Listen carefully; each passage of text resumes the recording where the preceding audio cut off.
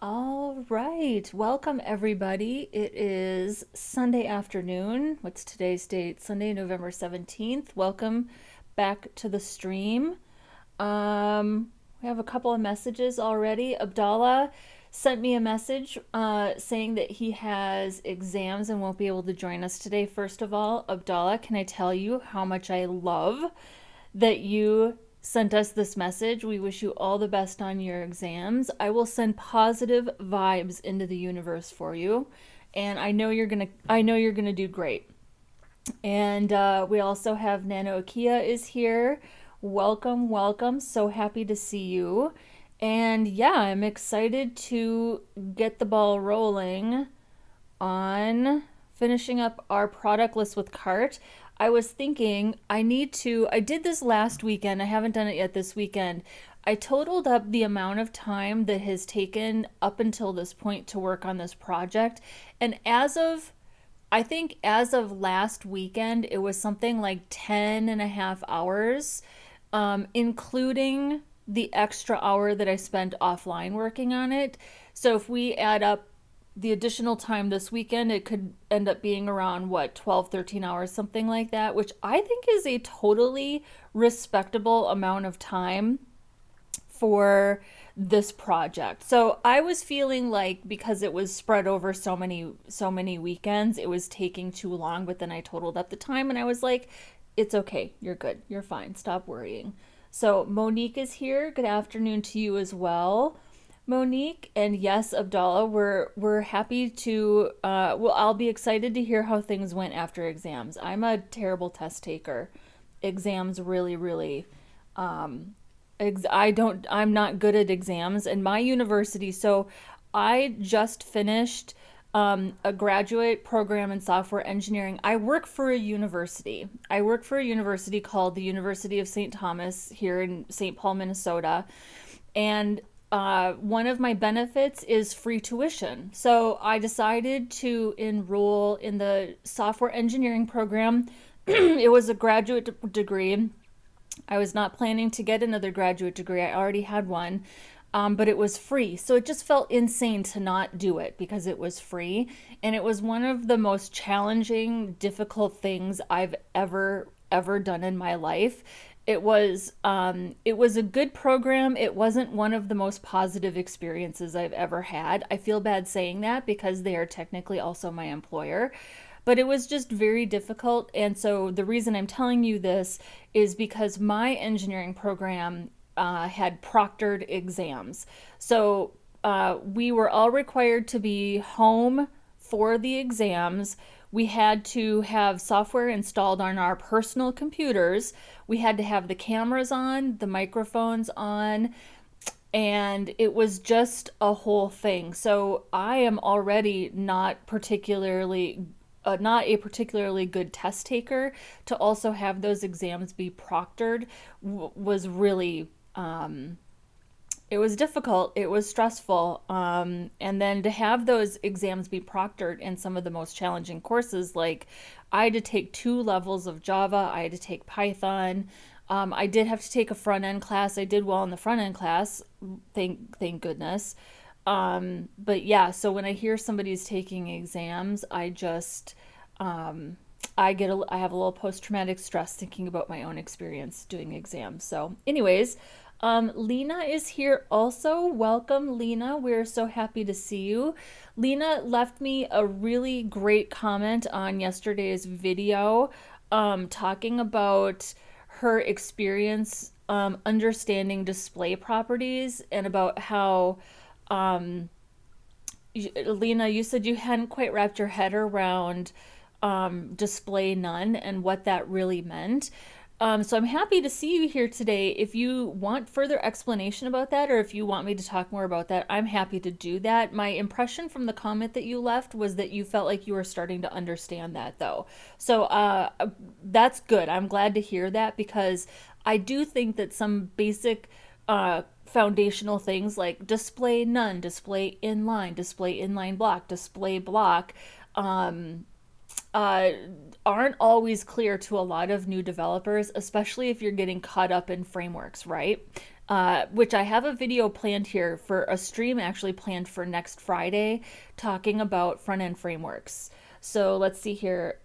Lena, I'm not sure how long I'll stay since I'm already tired. I think you are in Germany, Lena, is what you told me. Monique, I prefer project-based exams, more practical in my opinion. Agreed, especially when it comes to coding and engineering, I would agree. I know what it does, but not what it was for. So, okay, so display none. Oh, and Amelia's here. Love seeing little community being built. Hope you are all doing well. Let's learn and explore code together. Totally agree, Emilio. You guys have no idea. Even though I talk about it all the time, so you might have an idea how absolutely delightful it is to log in to these streams and have people show up and like engage and interact. So you guys, I don't think you're ever really gonna know how good you make me feel. So yeah, it's 9 p.m. Yeah, that's my bedtime too, Lena. So okay, let me just talk for a second about display none, because Lena, I think that's what you're telling me. You said here, I know what it does, but not what it was for. So I'm just going to talk for a second about display none, because I think our empty cart and full cart is a pretty good example of when to use display none. And I've had conversations, I think last weekend, Nano Akia, we talked last weekend about accessibility, and he shared that his preference is to never hide anything, to always make sure that you're showing as many things as possible. You're not hiding things in the browser. And let's see here. I'm not able to. There we go. And I think he's got a great point. I do hide things in the browser. What do I have? Oh, I think this is live server. Okay. So I do take the position that it is okay to hide things in the browser, as hide things in the DOM, as long as you know what you're doing and why you're doing it. And like, but I also understand Nano Akia's point of view about why he doesn't. So this is again another reason why I love having these conversations. So we have two divs here. We have empty cart and full cart. And right now, the empty cart on page load, the cart is empty. So we're going to show this div. This div is display block, right? Which means display the div. We also have a div that is full cart. Full cart is all these other things like the order total, or this little carbon neutral message, or the button to confirm the order. And you can see here that it says display none. I don't want to show this to people. Here's the other thing. Screen readers, if they see elements that are hidden with display none or something called visibility hidden, it will not read back this content. We can see in the DOM that these things exist. And if a screen reader landed on this page and the cart was empty, we wouldn't want this screen reader to come through and read all of these things because there's nothing in the cart. So display none hides this from a screen reader, and that's what I want to have happen. Now, using CSS, as soon as we put something in the cart, we'll do this here. As soon as we put something in the cart, so if I go add to cart, now full cart, hang on, here's empty cart.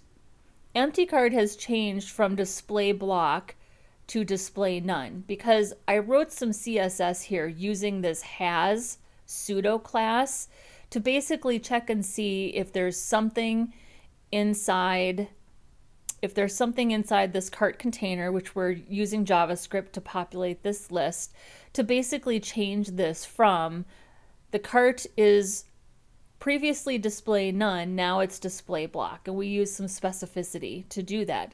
So now, if a screen reader comes through to read this page, which I don't exactly think that that would happen. Well, a screen reader, yes, I'm thinking of like a Google bot. A Google bot is never going to come through and read a page with a full cart because the timing of that is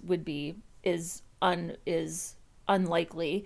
But a screen reader, yes, you would want a screen reader to come through and read this. I wouldn't want the screen reader to read the empty cart div because the cart isn't empty and it's being hidden on the page with display none. So I hope that this makes a little more sense about why you would use display none versus display block. It's really just a way. So you said that I know what it does, but not what it was for. I hope that that makes sense about what it's for. It's a way to say, do not show this on the page. Also, do not read this out to a screen reader. Now, where new developers can get into a little bit of trouble is they use display block and display none to hide and show things, but just because you are display nunning thing doesn't mean that you don't still want it to be read out loud to a screen reader, which is why I always write CSS for something called access hidden, and you can call this anything you want, right? I just call it access hidden. This is a screen reader friendly way to not display it on the page but still make it available to a screen reader. So, and Lena's saying she gets it now, thank you. So good. I think these are honestly such good questions, especially when it comes to things like display properties or positioning. I mean, it took me a while to really get my head around like position relative, position absolute, position fixed. We're going to use a little bit of that today when we do this modal dialogue. Took me a long time to get my head around some of those display properties because those are some of the what I would call OG CSS properties, right? Some of like display relative, display absolute, or excuse me, position relative, position absolute. They're also really aggressive ways of positioning. But again, in my opinion, they are absolutely appropriate if you understand them and you know why you're using them. So let's see here. Sometimes reading about something isn't enough. I need to see it in action and understand how it's applied in practice. Otherwise, the purpose doesn't fully click for me. Totally agree. Totally agree. Which is why yesterday when we were reading a lot of the MDN documentation, I mean, here's the thing about documentation and MDN Mozilla, they have to me they are the gold standard of documentation, but unless I have an application for what I'm currently reading, it's like a set of stereo instructions to me. I'm like, what is this? I don't know what we're doing. So Lena's saying, for example, I was thinking, okay, I can hide it, but why should I want to hide it? Yeah, perfect. So yeah, this is a pretty good example then of the cart and why you would sort of separate these. And I tried to think, I tried to be really thoughtful about like, should these be separate things? Should I hide one and show one? Can I combine these and be more strategic with CSS? And this just made more sense to me to do it this way. And then having the CSS so I could really take advantage of, let's see here. So I could really take advantage of this has pseudo selector and not need to do like another click event was pretty awesome yesterday. That was actually a lot of fun. So keep practicing, Lena. Keep doing stuff like this. Keep doing Frontend Mentor stuff. I think navigation is a great example, right? Off-canvas navigation or navigation that gets hidden in an off-canvas container for mobile, and then you click a button to have it transition and fly out and fly off the page.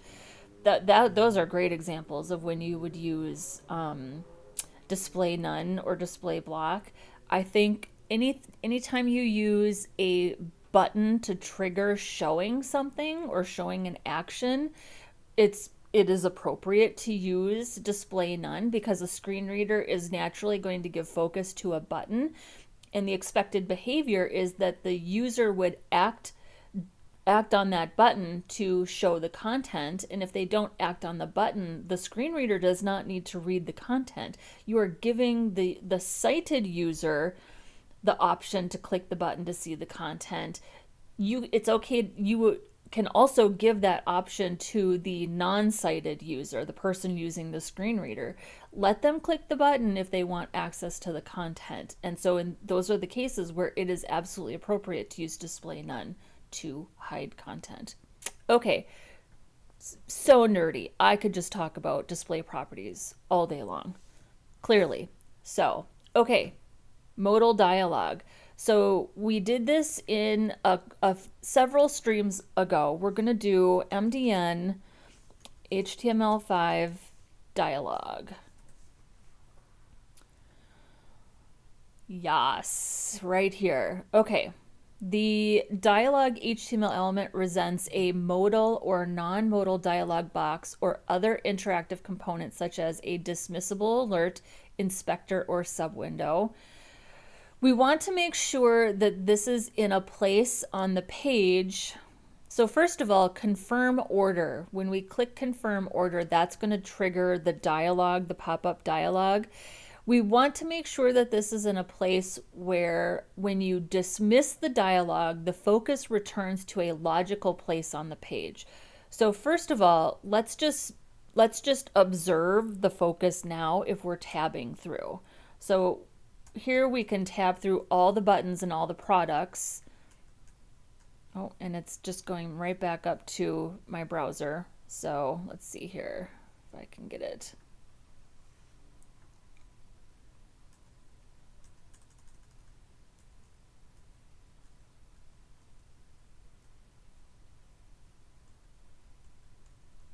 I can't get it to...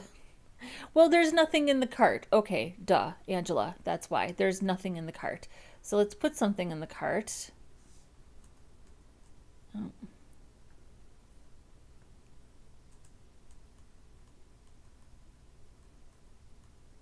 So now, after it goes through all of the items, it hits the button right here, which is what we would use to dismiss that item. And then the focus comes down to this button. And then it leaves the page and it cycles through the browser. So clearly we don't have focus trapping on the in the actual web page itself. So if we click this is the last thing on the page that gets focused. If we click this and open the modal dialog, when we dismiss the dialog, where does the next thing that gets focused on? What is the next thing that should get focus on the page? By default, this is the last thing that gets focus, and then it leaves the web page and it starts to focus through the browser itself, the browser window itself.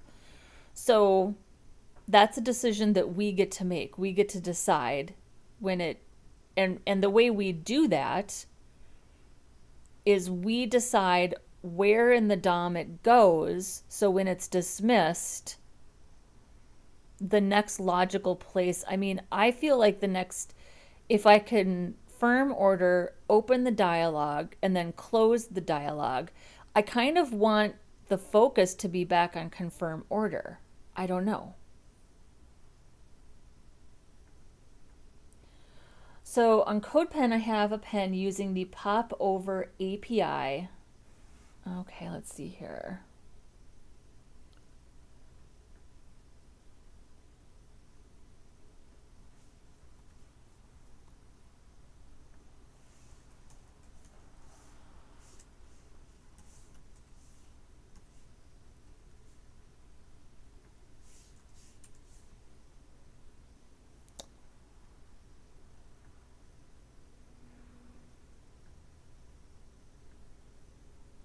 Okay, let's see here. Let me make this a little bigger. Not one line of JavaScript. Yeah, I see that. Popover API, a slide drawer with 0 JavaScript.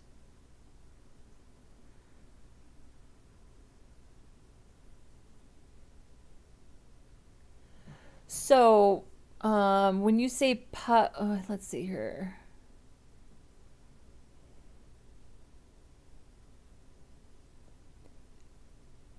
So you're using Sass. So when you say the popover API, I'm confused by that.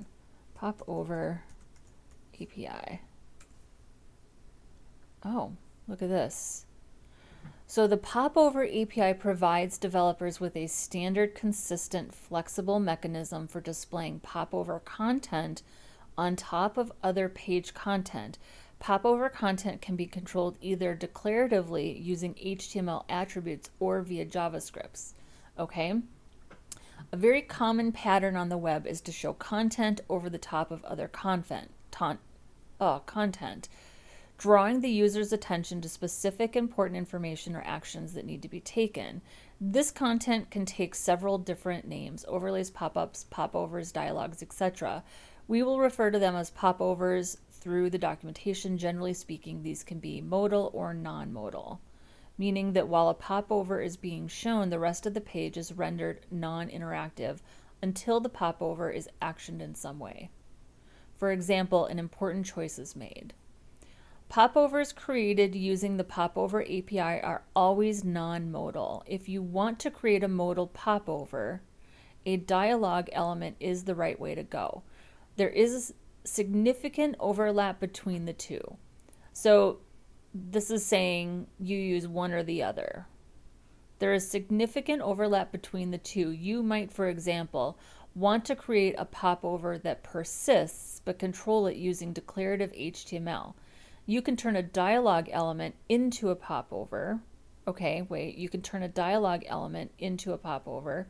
Dialog popover is perfectly valid if you want to combine popover control with dialog semantics. Typical use cases for Popover API include user interactive elements like action menus, custom toast notifications, okay, form element suggestions, content pickers, or teaching UI. You can create popovers in two different ways. Declaratively set via a set of new HTML attributes. A simple popover with a toggle button can be created using the following code. Button, popover target equals my popover, toggle the popover. Div ID, my popover, popover content. Via a JavaScript API, for example, HTML element dot toggle popover, so a method can be used to toggle a popover between shown and hidden. But there's a way to do it without. There are also new events to react to a popover being toggled and CSS features to aid in styling popovers. All the new features are listed below. See using the Popover API for a detailed guide to using this. Okay. I mean, we have a button. We've got a backdrop, so we could, do a pseudo element to put like a filter or opacity.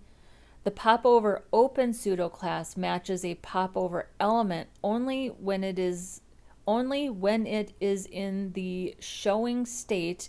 It can be used to style popover elements when they are showing. Okay.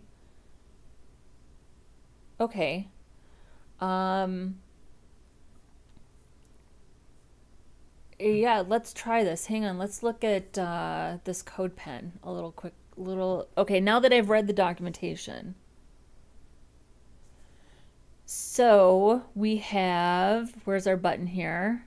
Popover target sidebar, popover target action equals hide, close, popover target sidebar, popover target action toggle, menu button. So, and then we've got a close. And then, so here's the sidebar, here's the transition behavior, height, border, position absolute, okay. And then popover open, inset,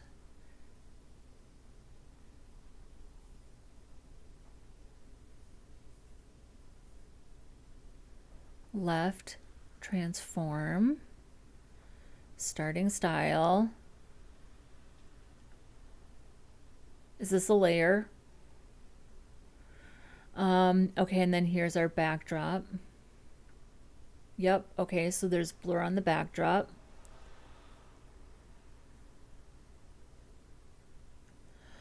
Okay, there are things I would do differently, not because just because I do things different, but hang on here, let me clear this. Yeah, I want to use this. Let's try using this.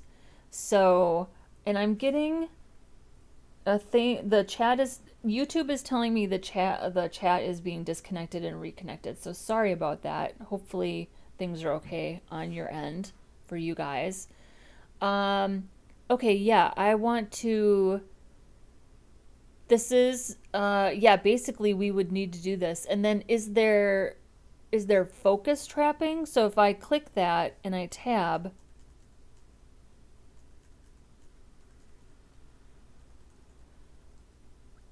so how do you handle focus trapping? I think that was the reason I wanted to use dialogue, because I want to make sure that if we go here, I was thinking that we would see, now this says start new order, which makes me think, does that clear the cart? Hang on. Maybe we should refresh our memories on the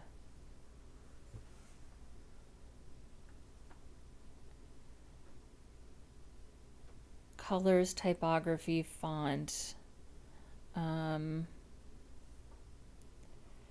This is a solution to the product list with cart challenge on Frontend Mentor. Frontend Mentor challenge. So it might be a good idea for us to look at this and see if they did focus trapping. But let's just read this here.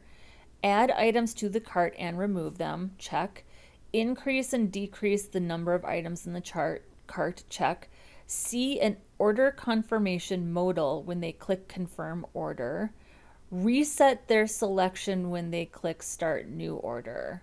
View the optimal layout for the interface depending on their device's screen size. See hover and focus states for all interactive elements on the page. Okay, so I'm just noticing this right here. Reset their selection when they click start a new order. Okay, I'm going to look at their completed challenge. Visit challenge. Do I have to sign in?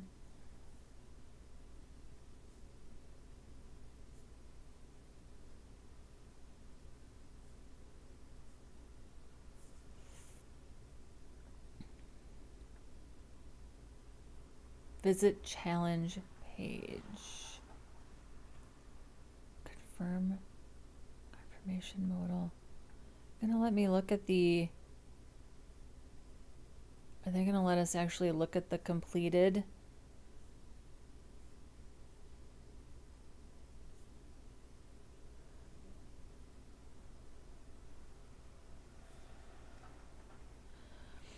Okay, so it focus traps within the layer and browser content below is ignored by default. That is how I understood it.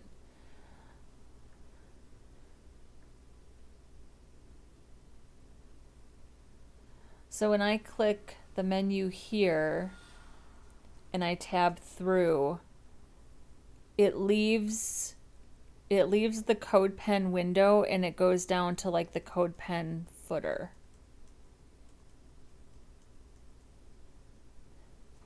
I mean, I don't know if the front end mentors don't say anything about focus trapping. It was something that I was going to do based on what I learned doing the modal dialogue several weeks back. So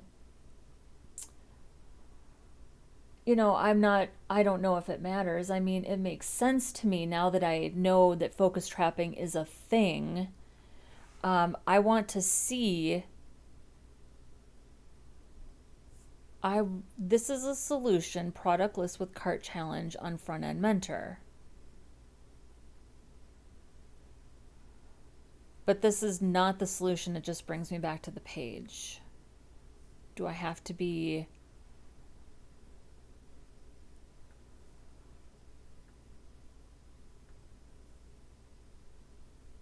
Visit the challenge hub. My solutions. Complete guide to submitting solutions. Submit your own solution to this challenge to unlock the community's attempts. Reviewing other people's code can help you learn faster and see how other people tackled. Okay. Is there official solution? We don't provide official solutions for the challenges. This is because there is no single perfect way to complete a challenge.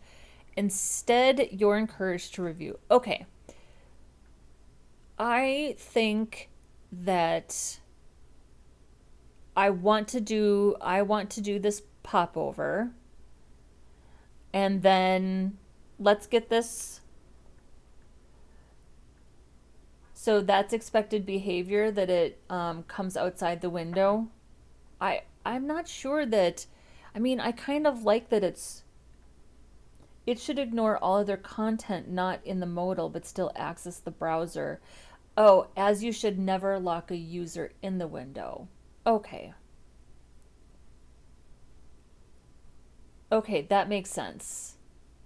I think I think I was misunderstanding focus trapping. Okay. So it's okay for it to come outside the window, but then when it enters the window again, it comes back into the modal.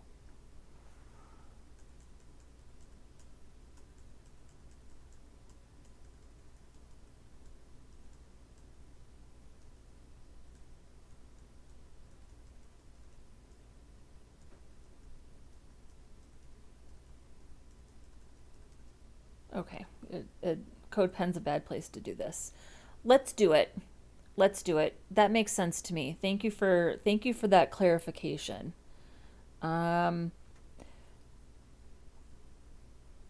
Let's go ahead and do this. So,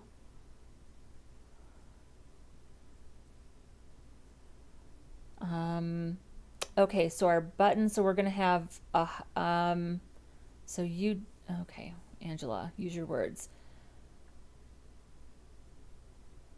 So you put in an aside with a class of sidebar, an ID of sidebar, and a popover equals auto.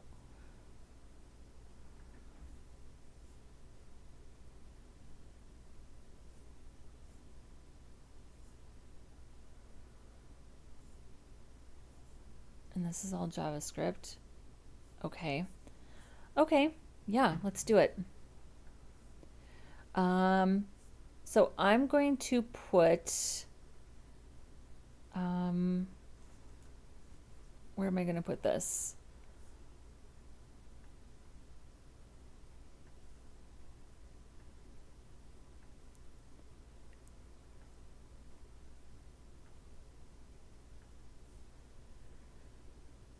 Okay, so here's our sidebar.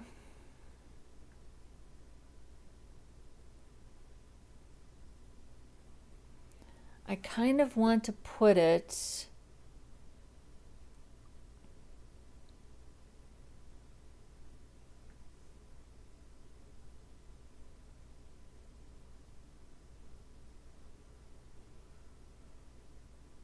I'm thinking, I guess I'm just gonna put it, well, if it gives you the option to clear the cart, here's full cart, empty cart.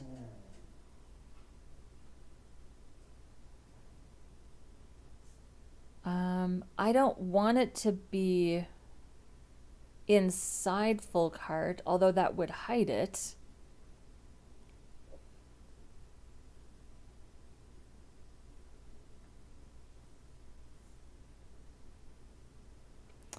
I think I'm just going to put it after the button and it can be inside full cart. That's what I'm going to do. Yes, so it's a beautiful day. The weather is so mild. I have the windows open and there is somebody out on the street walking their dog, and Heidi, that's my dog. She she loves to go harass people. So, and they're all used to her, thank goodness. So, okay, so I'm going to do a side class. I'm not going to call it popover because I want to keep these attributes separate from my class. So I'm going to give this a class of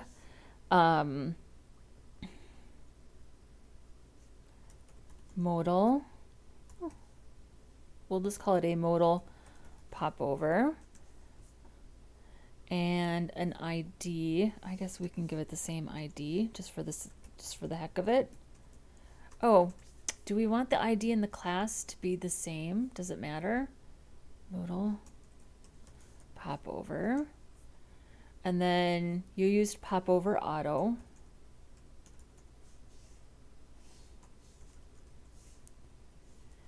And then we're going to need a div to put our stuff. So what's different about this? So we've got an SVG, we've got order confirmed, we've got hope you enjoy your food. We don't have the carbon neutral. We just have the list, the total, and a new button. I mean, it's a shame it has to be like a completely different element. I just want to like put the sidebar in a modal.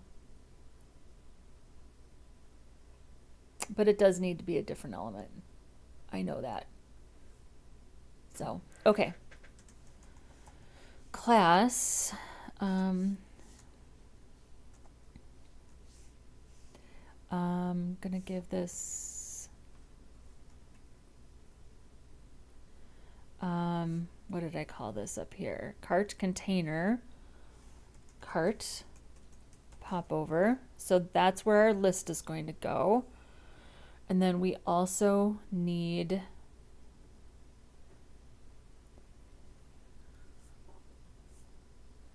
order confirmed. We hope you enjoy your food.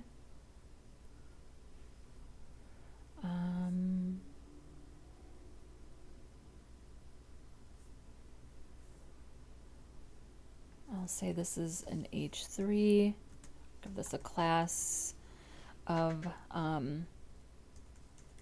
cart popover heading order confirmed. We hope you enjoy our food. And then the cart will be, we're going to need a div around everything to include the order total. So I'm just going to put this over here. And then I'm going to put a div around this.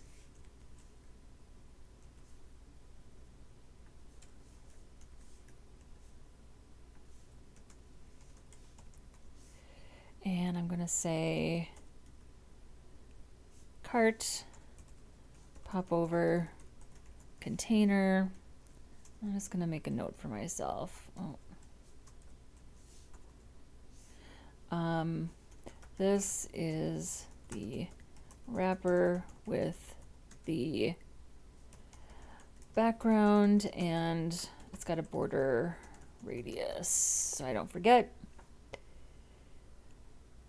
So the items will go here, and then we've got order total, and then we've got this directly above, and then we need our SVG check mark, and then we need a button below. So where's our SVG check mark?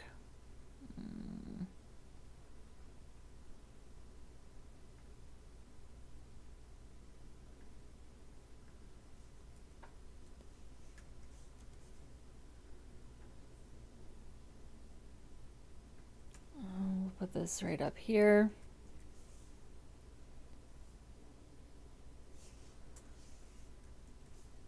And then we need a button directly below.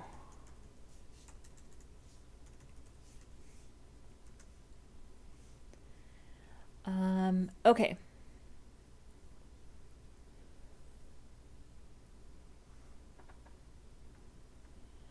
And Lena's asking me a question. I wanted to ask this for a while. Why do you use ChatGPT and not Claude? Is there a specific reason? Just curious. Let's see here. Or has anyone here tried it? I've just never tried Claude. I guess I just I guess I just got into the habit of using ChatGPT about a year ago. And I mean, I want to tell you it's been working really beautifully for me, but I think we've all seen my frustration in recent weeks with ChatGPT. She says, when I tried it for the first time, it crashed, so I didn't feel like using it anymore and just stuck with ChatGPT. You know, this is a great question, and I think I will give Claude a shot this week and just see how it goes. ChatGPT, despite the issues you've seen me have with it, has been working for me.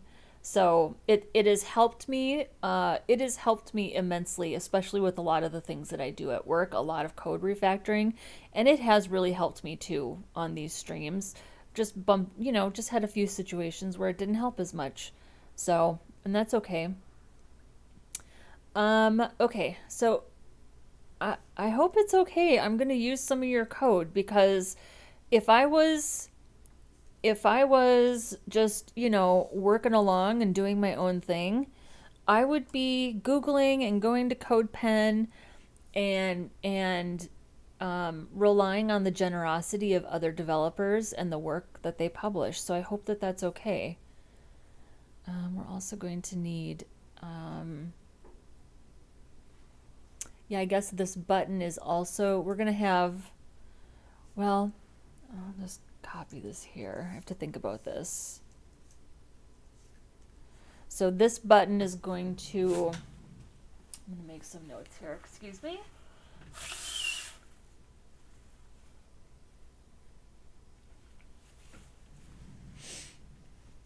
So this is going to be the button that, this is going to be the button that is up here. And then this would be this button here. So we want, let's fill this in first. So here's confirm order. This would be, tell us on stop. This would be pop over target equals, not sidebar.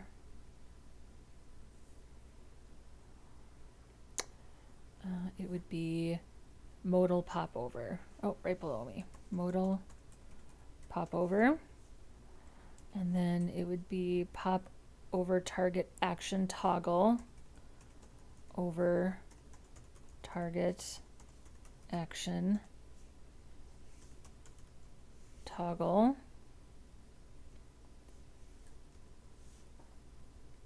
Okay.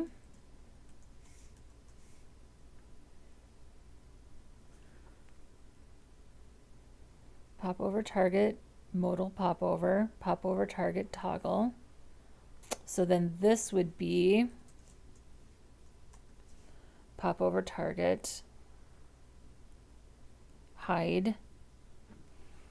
So it has to hide it and it has to clear it at the same time. That's the part that's gonna require some JavaScript. but we should be able to at least open it and close it. So again, this popover target is, can the target be the thing that it's inside, or does this have to be outside? Well, we'll find out. Popover target equals modal popover, and then popover target action is hide, and then this is start new order.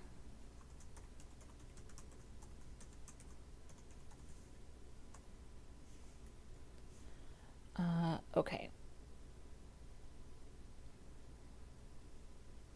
So is that let's see here.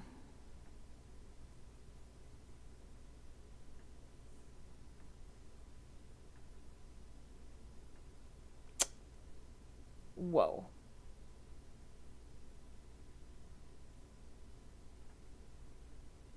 Holy cow. It's really that easy? Wow. Okay.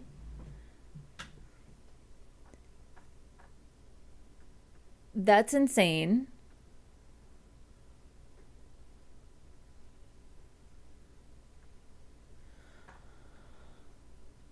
Okay. Wow. Mind is blown. So now let's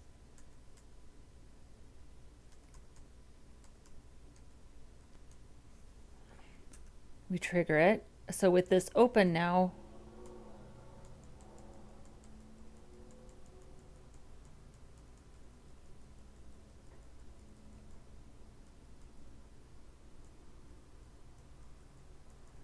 how long is it going to take me to get back? Hang on, let's do it this way. Let's just try it one more time. Wow, my mind is already blown. Okay, so now let's tab. Tabbing through our items. Confirm order.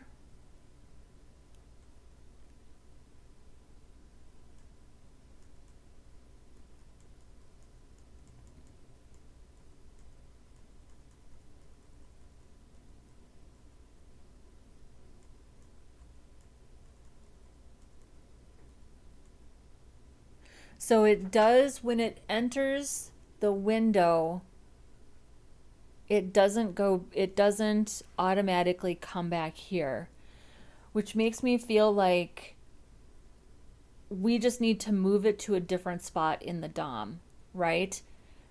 Because if this was opened, so right now we have it last in the DOM. So if this was opened,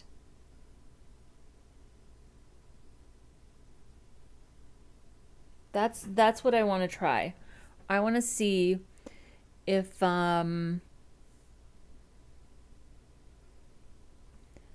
take this and I put it someplace else,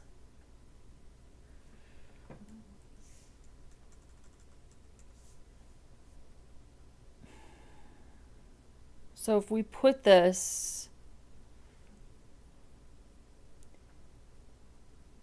before the products, I just want to see what happens. Because I think that we have a lot of control over the logical place.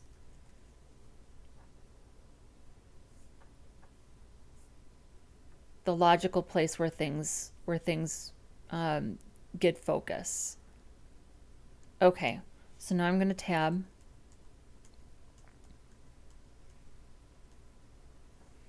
I'm going to open.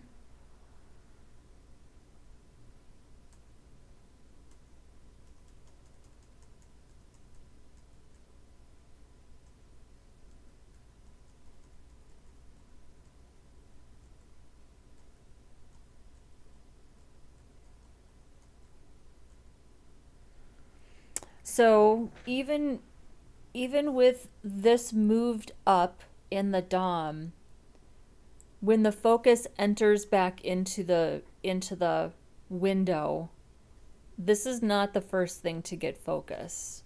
Should it be? Should it not be? I don't know.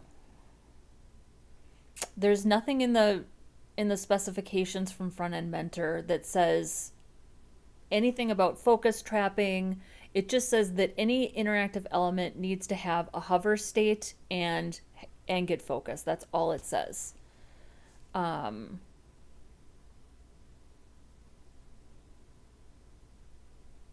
okay, let's think about it. Let's do some styling and let's think about it. So here's the good news. Well, so what happens if we just now click outside of this? That automatically closes it. So that's cool. So now if I open it and hit the escape key, also closes it. Okay, two huge wins with the popover API because you do I think you can click outside to close it, but I think you need JavaScript to hit escape. That's what I remember from doing the modal.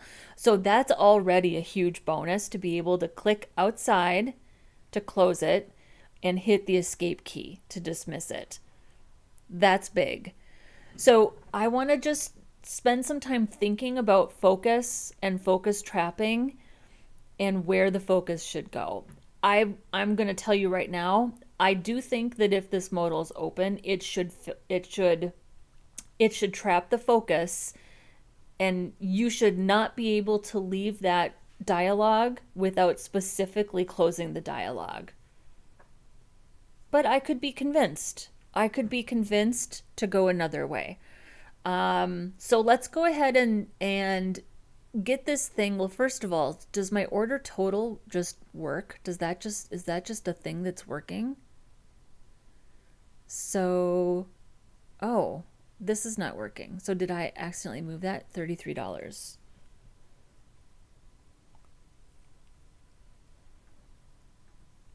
They are, Monique. I haven't gotten that far yet.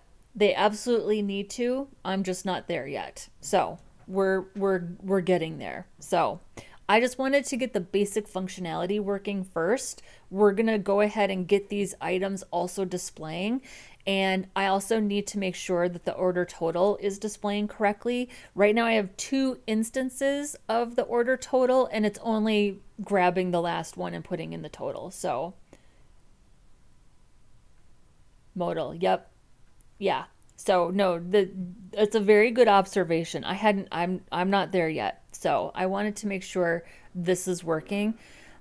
Listen, this is very exciting to me that this is working as well as it is. And perhaps I am overthinking the focus trapping. It was just a thing that came up when we worked on modal windows several streams back. So it's something that I'm thinking about now, but I don't think that it's a problem that we need to solve today. I think it's a conversation that we can keep having.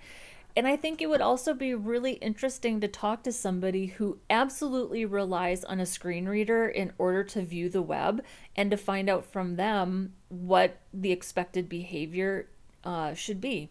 So we can keep having this conversation. For now, let's get the rest of our let's get everything styled and get our list of items actually showing. And we need two order totals.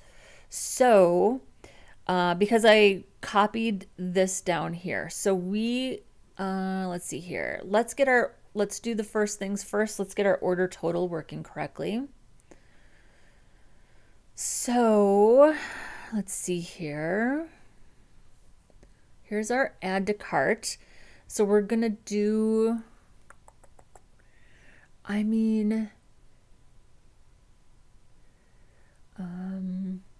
so can you no, you can't remove things from here. You just clear the whole thing from here. So we want to show, and we're gonna have to do a little more. Oh, we need our thumbnails also. I just saw that. Okay. Oh, we have a lot to do today. Okay, we're going to be here for a while. So, but that's it. I'm up for it. So we need, I'm just going to copy in what's currently in the cart for now, which is this layout works. We just have to add the thumbnails. Okay. So let's get both order totals working. Where is that? So here's our increment and decrement. Here's update cart item count. Okay, so this is if cart total amount right here.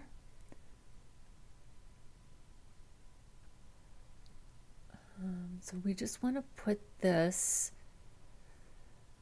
we probably need to do,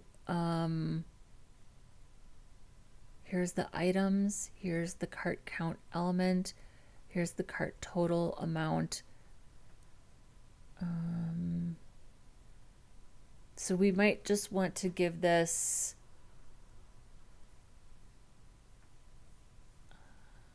we might just want to say cart total amount popover. Or should we just, I don't want to for each through.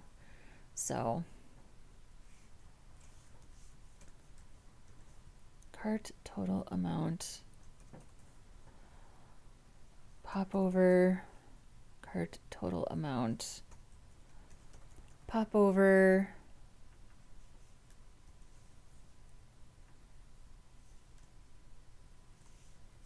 And we can use this same if statement. Cart total amount popover.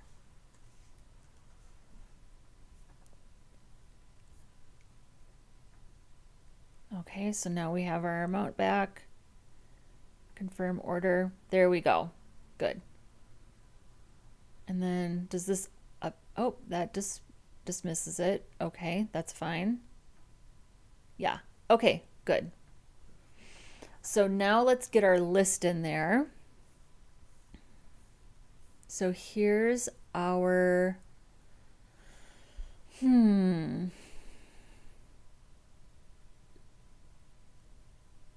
but we don't need the remove. We don't need the remove. We just need this right here.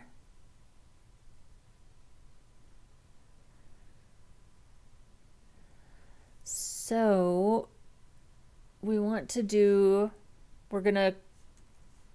so this is create the new cart item markup. I'm going to say create the new cart popover item markup.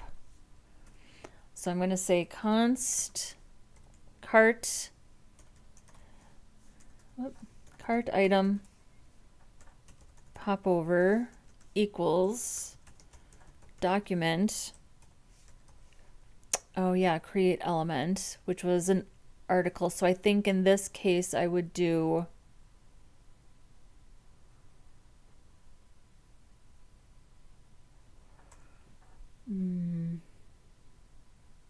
so we created an article. Oh yeah, each thing is an article. Got it. Create element. We'll go ahead and do an article again. And then we'll do cart item popover class list add cart item popover.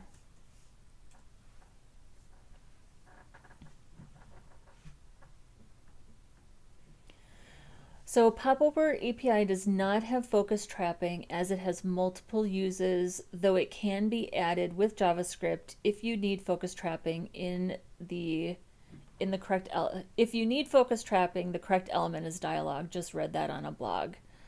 That's what I was starting to suspect. So here's the thing. I don't think that there's no specification about focus trapping, first of all, from Frontend Mentor. I'm going to use popover because I've already used dialog, so I have a pretty good idea of how that works. I'm going to use popover because I think it's super interesting. in my opinion, even though it doesn't have focus trapping, it functions a little bit cleaner than dialogue. You still need quite a bit of JavaScript with dialogue, like in order to escape and click outside the dialogue. So I'm going to stick with popover because even without focus trapping, we're A, learning something new, and that's the whole point of this. And B, it's not a requirement to have focus trapping. And moving forward, when you get a task, now we know these things exist and you can choose which one works best for you, right? I think the popover API is super interesting. So thank you for telling me about it. And I think for our purposes, it's working great. And Janakumo Emmanuel is saying hello. Hello to you as well. I'm so glad that you could join us. And yeah, we're working on our modal dialogue. Good times. So thank you for, again, telling me about popover, and I'm going to use it. I think it's really cool. I mean, the just just just to have this work without JavaScript, I think this is great. So I'm into it. I'm into it. Okay, so here is, I'm not going to, I don't think we need to set an attribute because we're not removing items. And the whole point of this set attribute was to remove items. So I'm not worried about that. We have access to cart item because this is in the same function. So I'm just going to do cart item popover inner HTML equals, and we're just going to borrow this right here.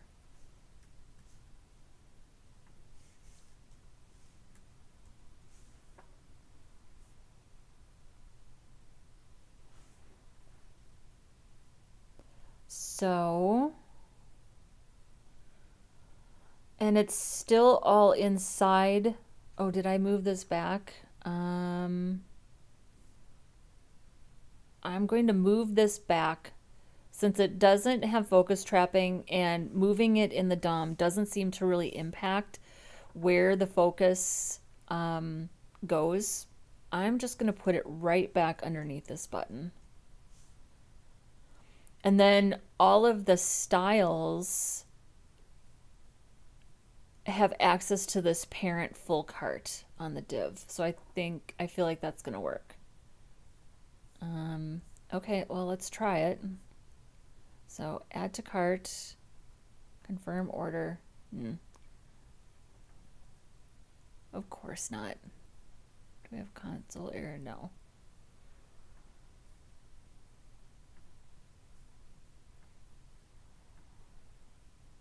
Okay.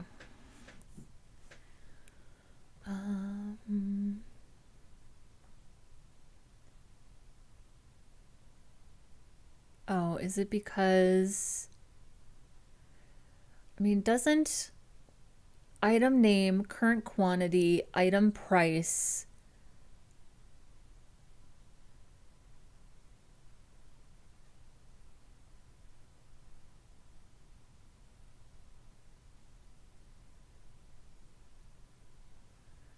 see, don't all these things get it gets access from up here, right?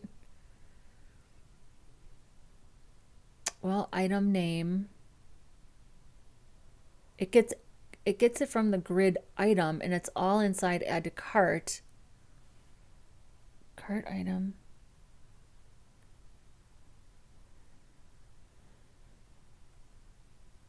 Okay, I feel like I'm missing something here.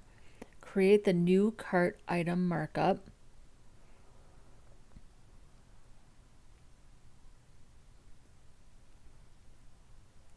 Oh, I'm not, hang on, I'm not adding it someplace here. Yeah, we need to...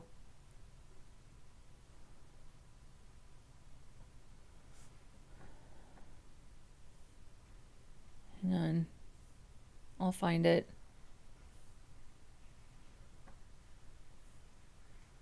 Cart item inner HTML. See, we need to... There's another inner HTML here I'm missing someplace. Add to cart. Grid item. Item name. Item...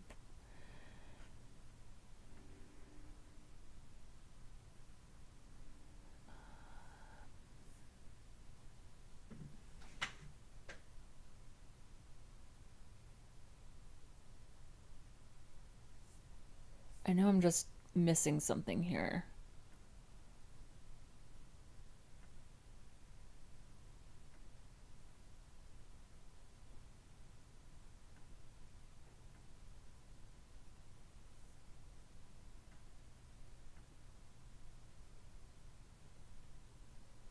Cart popover container. Cart popover.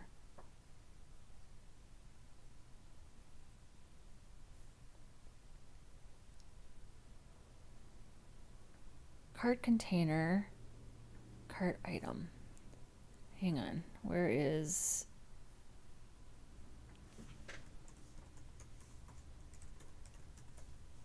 Here we go. This is what we forgot to do. So I want to do, we need another const, cart popover equals document query selector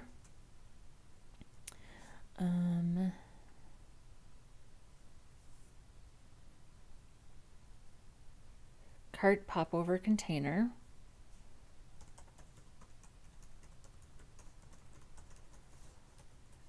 Okay, and then if sidebar, so we can continue with that check. We can do cart popover, append child,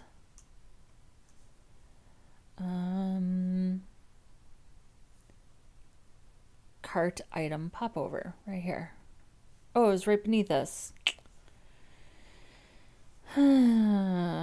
Okay. So that should add it now, in theory. There we go. So we have to move a couple things around. That's okay. So let's add a few things here. There we go. Okay, good deal. Look at that. And I haven't used ChatGPT once today. That makes me so happy. It's a great tool, but sometimes I feel like I rely on it a little too much. So, okay, so this is, let me see here. This is putting everything beneath our order total. Let's see what's going on here. Confirm order.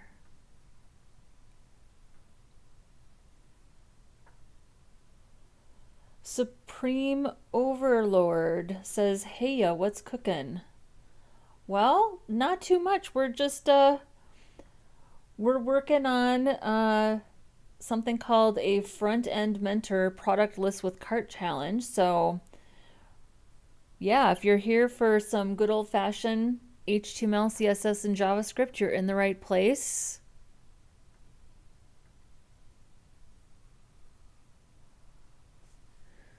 So here's our container. Oh, I think I got this wrong. Should be cart popover.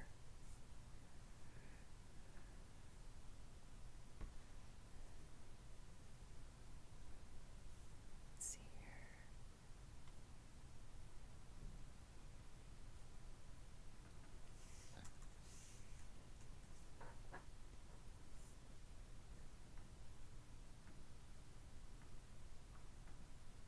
All right, there we go. Nice. Yeah, I'm really happy with this. Okay, so the last thing we need to do then is when you click start new order, it clears the cart. So let's see how we do that. So right now we clear the cart by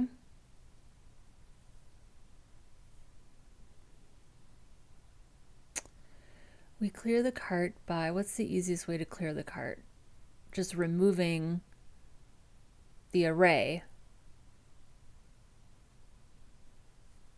So the array is, here's add to cart.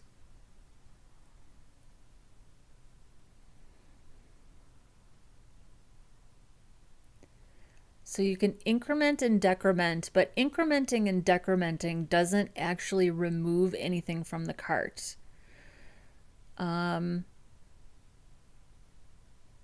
this removes the individual items. Where is the actual reset the, oh, that's a good idea. Reset the array length. Yeah, let's find, well, here, let's even find the array. So query selector all. So here's the cart items right here. So where is every place? So here's the cart items right here.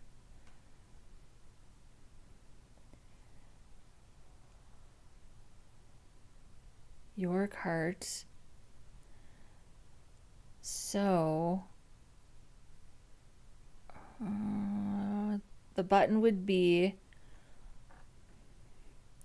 so here's the button. Let's give this an ID of clear cart.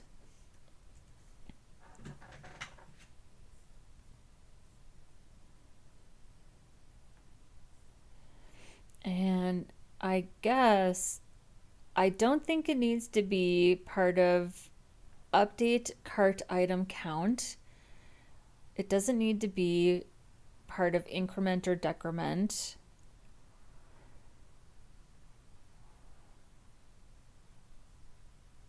Well, let's make sure that if you, okay. You can't click to open it, so that confirm order, close, start new order.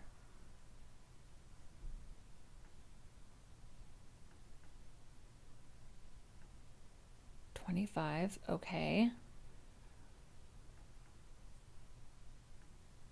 9, 2 items. Yeah. Oh, wait a second. So it's not.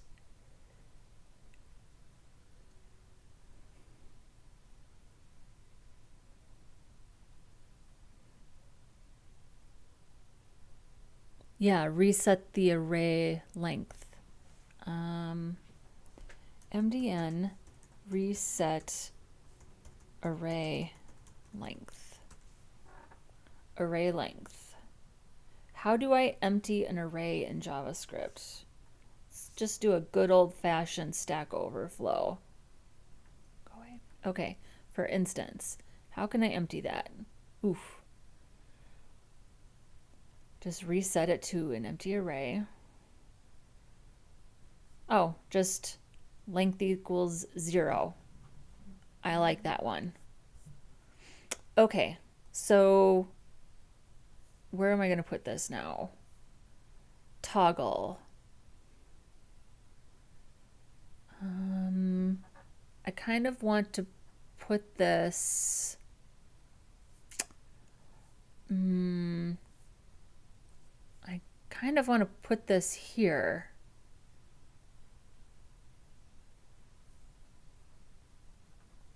Lena, have a beautiful, pleasant, restful night of sleep. And we will see you again soon. Take care. Thank you for stopping by.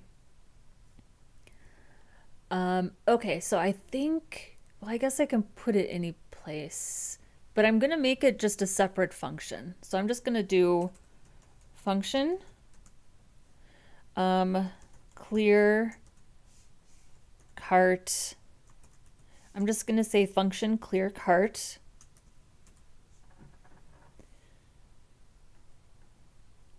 Oh, I love that the chat is so thankful. The chat is so engaging. You guys are the best.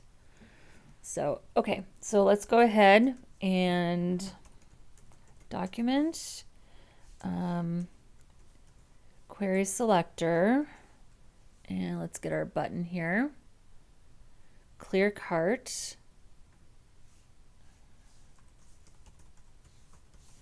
Clear cart. Const cart equals. And then we're going to say clear cart, add event listener, click.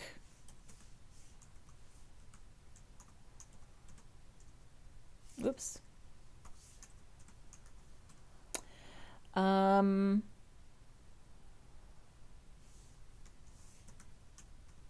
If clear cart, well, I guess we also need cart items.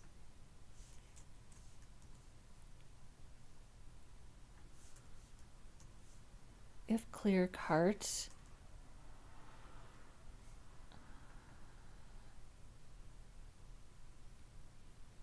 oh, actually, maybe we want to do cart items is greater than or equal to 1.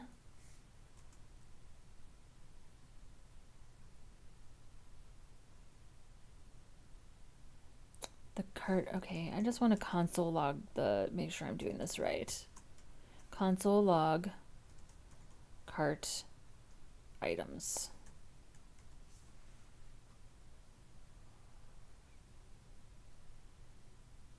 So I should be able to console log the number of cart items when I click the clear cart button.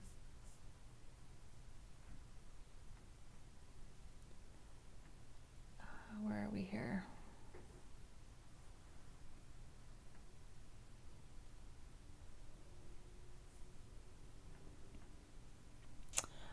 Yes, that is correct. We are using plain HTML, CSS, and JavaScript, no frameworks. Occasionally, we use a library. I think we used Isotope a few streams back, but no JavaScript frameworks. And sometimes I use Sass or SCSS. But for this project, we happen to be using just vanilla CSS. Okay, so we'll add to cart, confirm order. Okay, and nothing happened.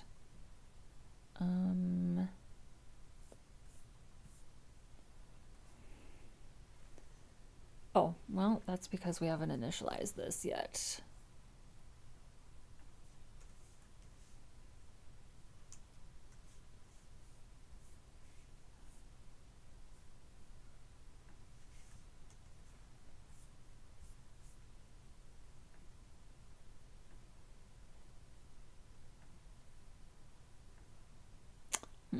Still not getting.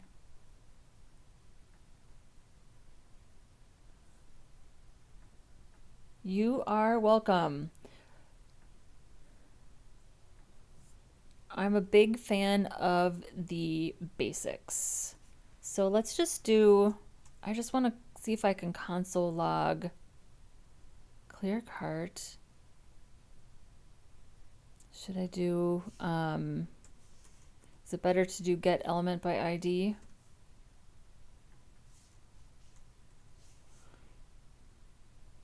I just want to console log the fact that anything. Oh, cart items. Hello. Length.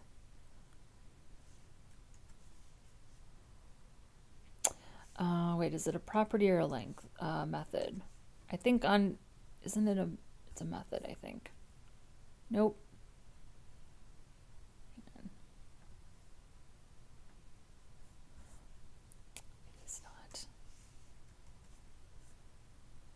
There, okay.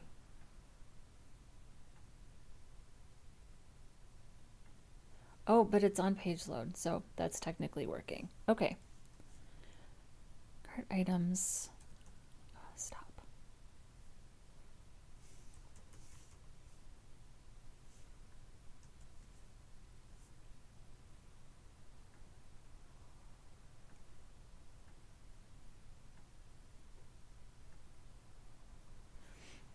Why can't I console log the length?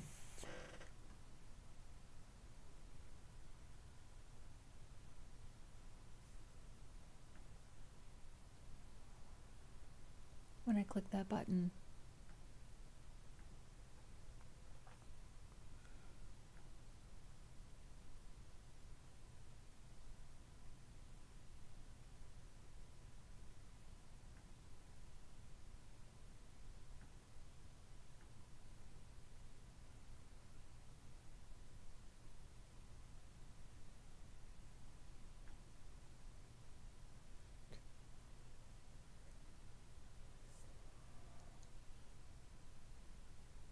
Oh, if cart items length.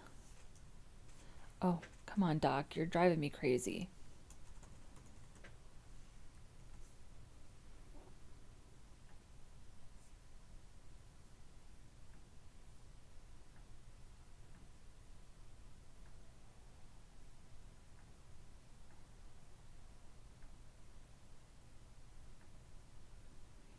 Hmm.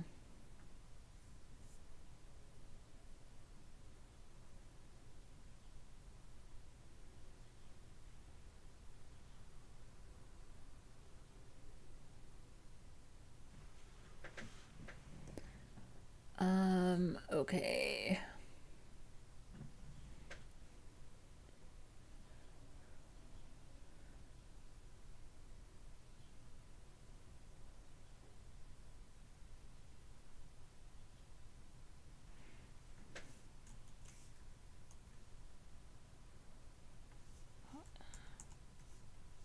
Hang on.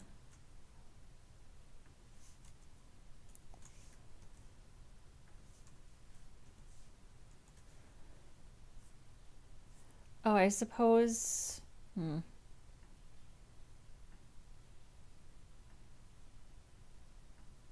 There we go.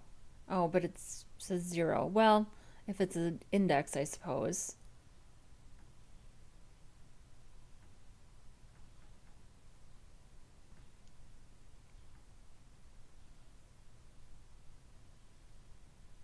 It's not really getting the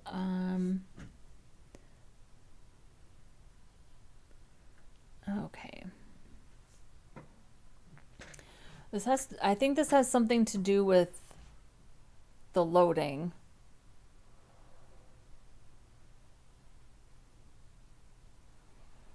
I have to think about this for a second.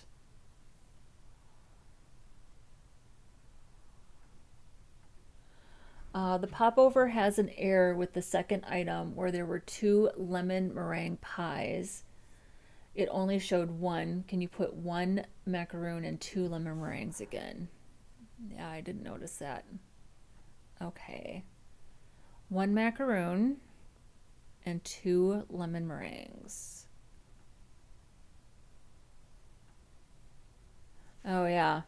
Okay, that's a good catch. So, okay, so let's get that working. Give me a second here. I want to be able to clear this cart first. I just want to know that I can clear the cart first. So, you know what? This is our first time. We're going to go back to ChatGPT today, but it's our first time, so I think it's okay. Where are we here?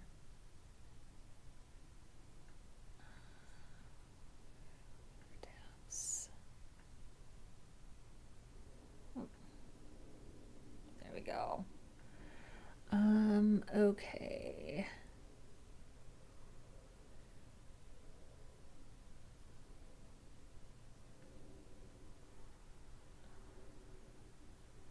think this is last week's right here. Yeah.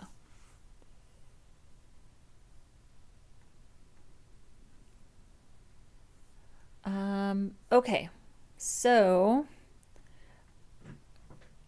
I've gotten into the habit of just greeting ChatGPT and saying, hey, remember this conversation?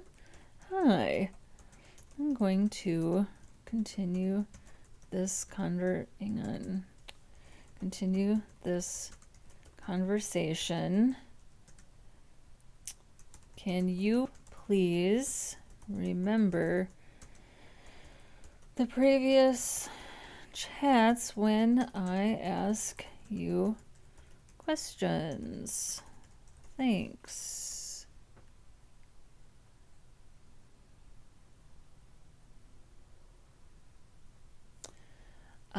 Okay.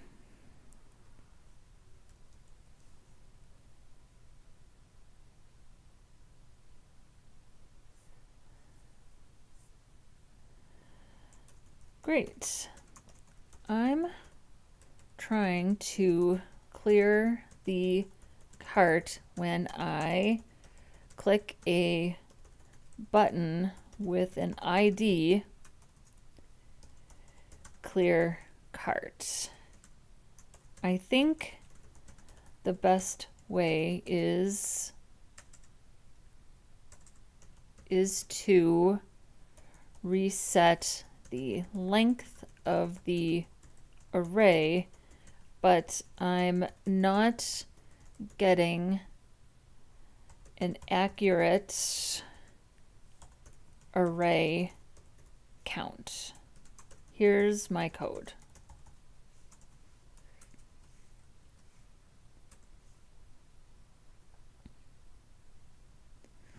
All right, the issue you're encountering with the array count not being accurate likely stems from how the cart items variable is defined. When you call document query selector all cart item, it creates a static node list at that moment, which means it's not automatically updated if the DOM changes. So when you click the clear cart button, the node list doesn't get updated to reflect changes in the DOM as you remove items. Instead, you should select the cart items inside the event listener. This way you're always working with the most up-to-date list of cart items. Oh, okay. So inside the event listener, move the cart items. Got it.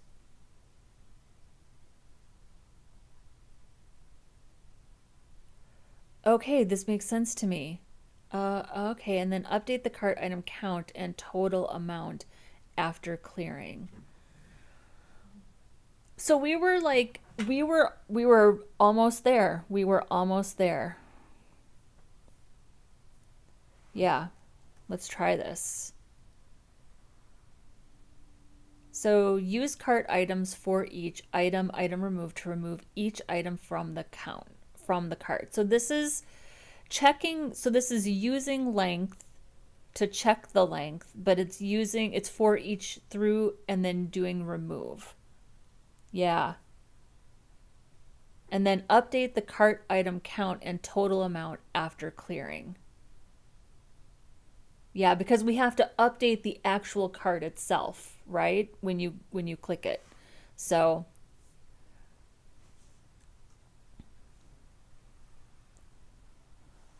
okay. Let's see here.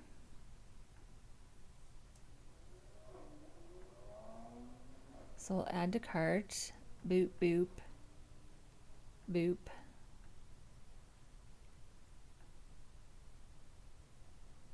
And I know that this is wrong, so we'll update this next.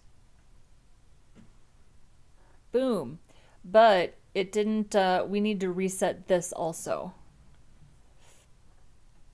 So yeah, we're getting there. So it clears the actual cart. So now we also need to reset this. So I think we just need to grab one of our other functions and pop it in here. So update cart count. What's the other thing? There's another function here. Update cart count, update cart item count. Yep. What's the other thing? Whoops. The thing that also cleared our buttons.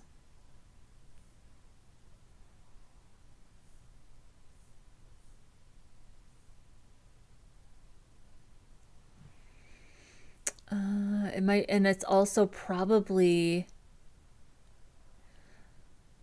so maybe we do want to put this in the toggle. So we can either add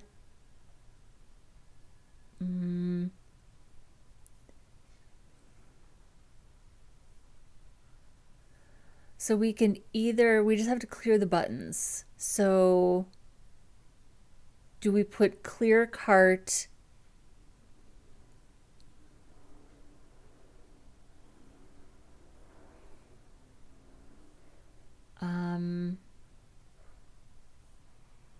so when we clear the cart, we just need to toggle those buttons.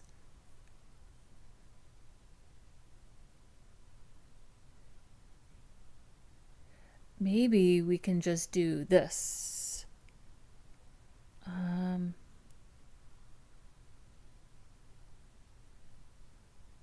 Remove active from the button and add it to the cart plus minus. Where's the thing where we do the opposite?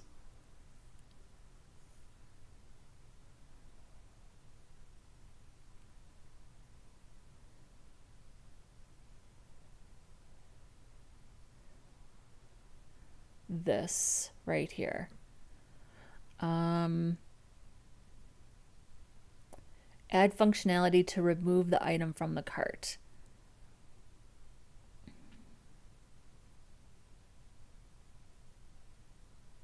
So here's where we change back our buttons. We need to do the same thing, plus do this, which makes me think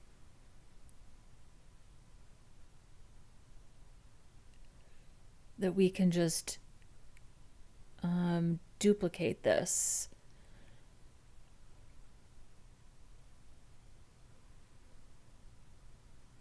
And then reset the quantity back to 1. So, hang on, I gotta think about this for a second. The best place to put this. So here's our remove. Here's our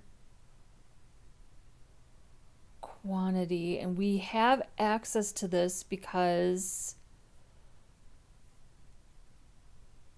we're doing cart items, not cart item. We might have to move this up to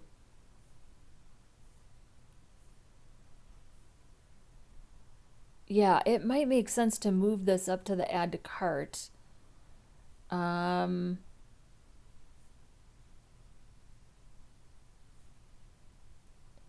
order to get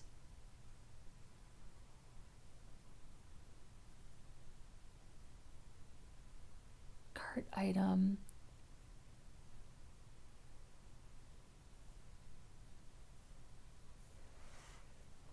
grid item, cart, right here, because this is where it's getting access to cart item.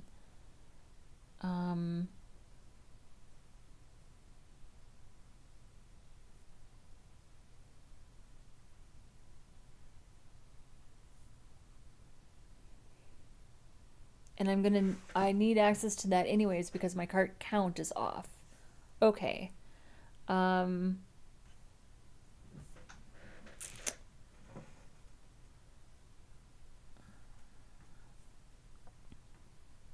Okay. This works. Emilio says he's heading out. Make sure to have a great day and be positive. Wonderful live stream. Have a great day. Can't wait to watch the full video later. Emilio, thanks for stopping by. We love having you. And we will see you again, hopefully next weekend. Okay. So where should I put this so it also resets the grid item count and does the following. So I need it to do this, right? We need it to do this, which is what we do when we click the little remove button to remove it from the cart.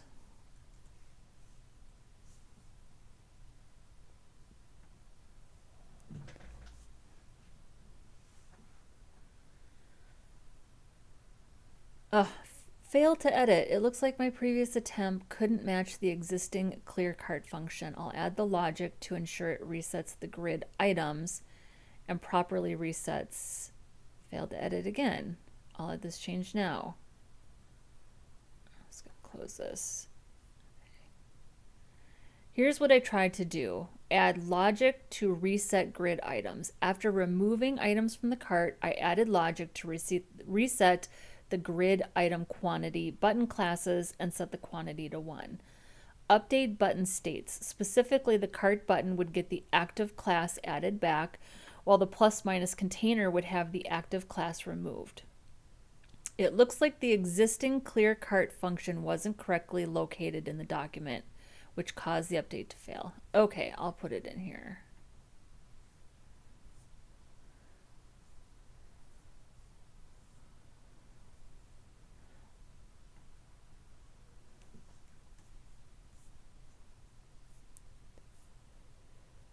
Let's see here. Put it here.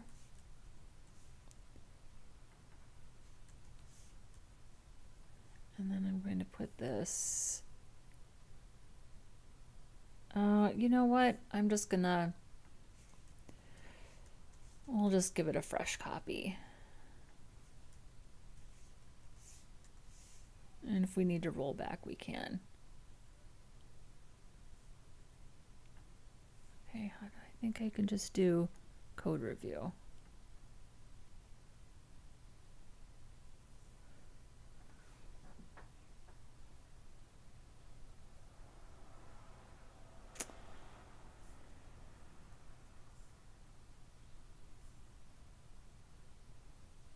Okay. I updated main.js with clear cart. Where should I put it to reset the grid item count and buttons?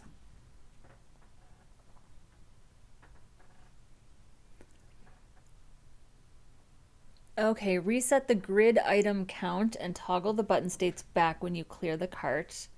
The best place to add this logic is within your clear cart function after removing all items from count. Okay, which is kind of what I was thinking, but I wasn't sure. Loop through all grid items and well, we're already looping through the grid items and reset, or no, we're not. We're looping through the cart items, but we can loop through the grid items.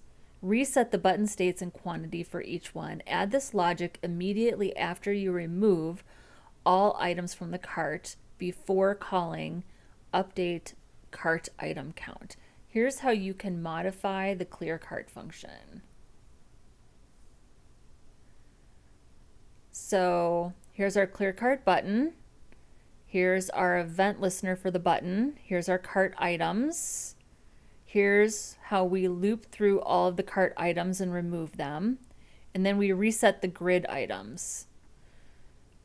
So grid items for each grid item. Okay, this makes sense to me. So yeah, this makes sense to me because I was thinking, do I need to add this to the toggle? I don't really want to. So let's go down here to our clear cart.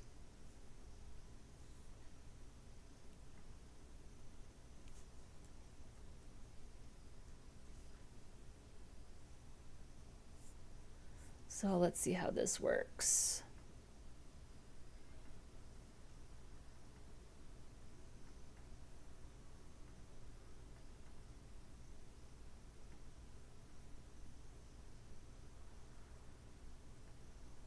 There we go.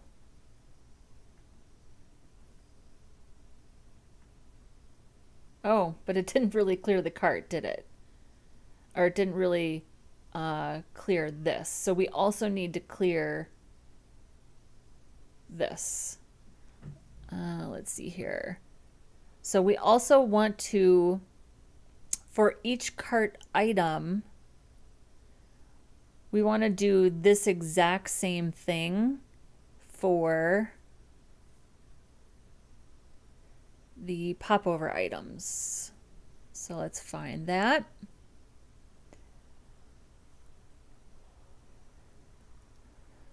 Where, so cart item, create element.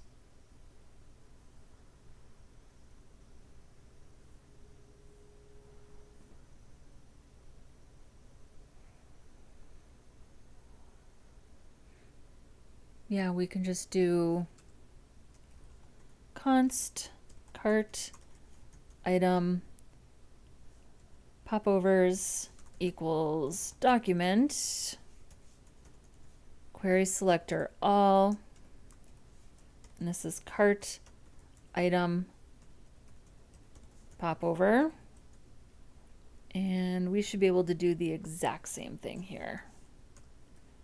And we can just continue to use the actual cart item check. I'm fine with that.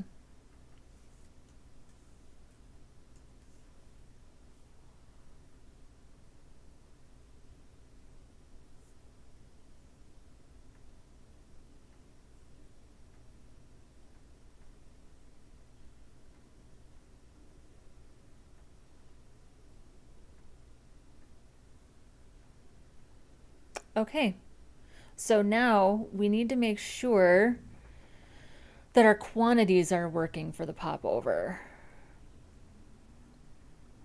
because we don't have the correct quantities. But we have the correct total, but we don't have the quantity or the pricing quantities correct. Okay. Let's see here if we can find an easy way to do that. So clear cart is working and resetting our buttons. So perfect. Here's the update cart item count. I feel like so here's the total that's getting updated.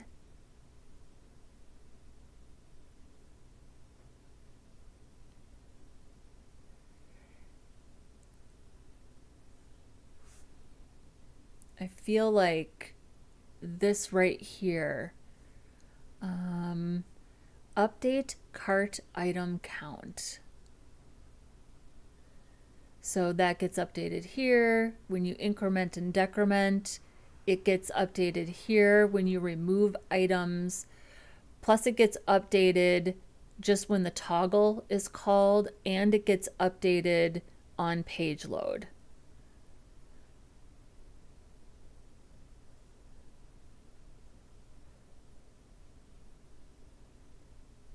So this works, this does not, which means that I think this is added someplace that this is missing from. That's why I think that's happening. So item price, so it makes me feel like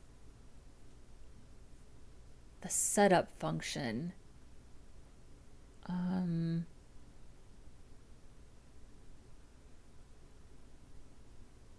Okay, so this is the setup function for the buttons themselves.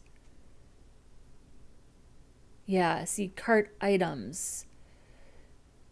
So, yeah, cart items needs this. So do we have to do a second for each Can we do a nested for each or just a second for each? Do we have to like duplicate this for each?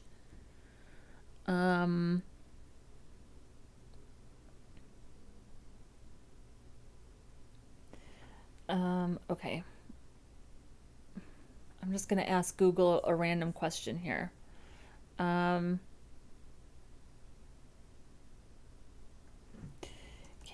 I do a for each on two arrays at the same time? I can't be the only one who's asked this question. Synchronously iterate and print values from two arrays. Iterating over two arrays simultaneously using for each. If you're yelling at your computer right now, I'm so sorry. This is just the only way I learn is to ask Google stupid questions. How may I iterate over both arrays together using for each loop in Java? I don't think I'm going to be able to. You need to use it doing the regular for loop with an index like this. So if this array is not equal to this, something is wrong. This assumes that the student names and the marks have identical lengths.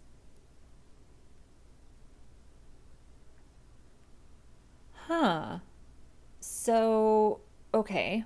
So I can for each through the cart items. I just have to make sure that I update both.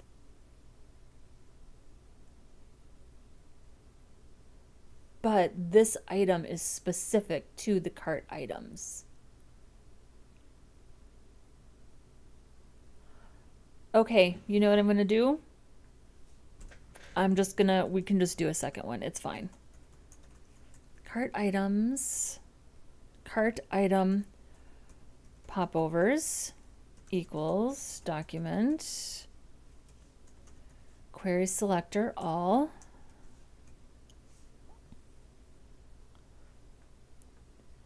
Thank you so much. I'm off to naughty land. Like nodding off. Whoops, sorry. Bumped the mic. I think you mean nodding off. It's been a fun night. Have a great rest of your day. Thank you. Thank you for your help today. Appreciate it. Super excited about the Popover API.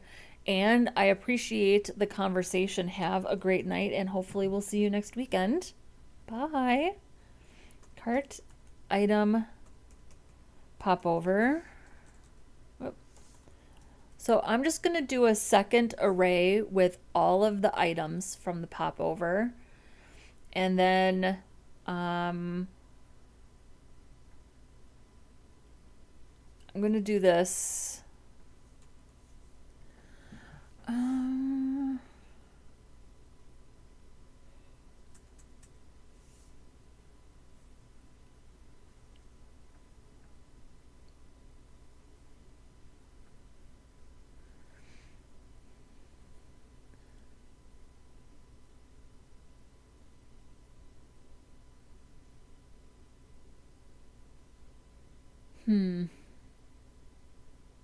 I mean, okay, I'm going to do this.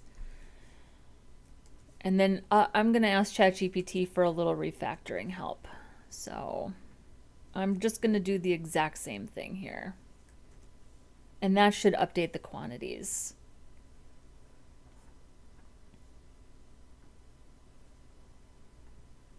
So 3 macaroon, 2 pie. Oh, we still don't have the correct. We still don't have the correct.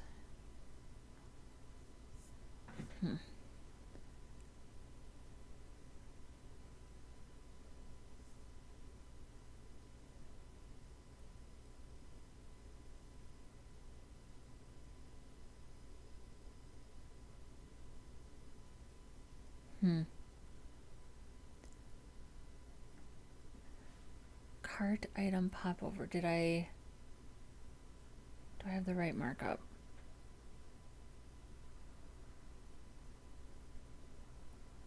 So here's the container. Here's the container.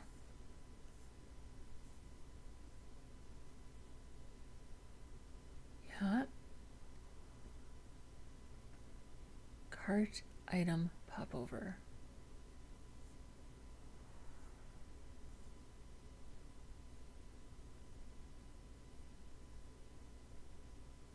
Yeah.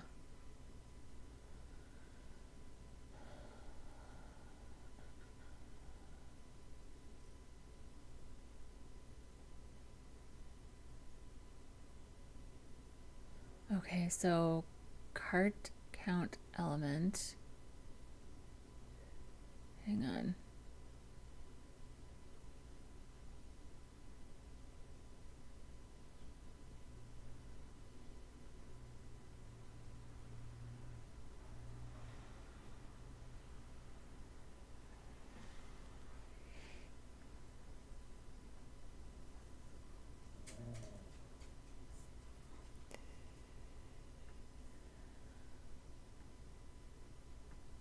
Okay, so this worked. Now I'm trying to fix my quantities in the popover using this code, but it's not working.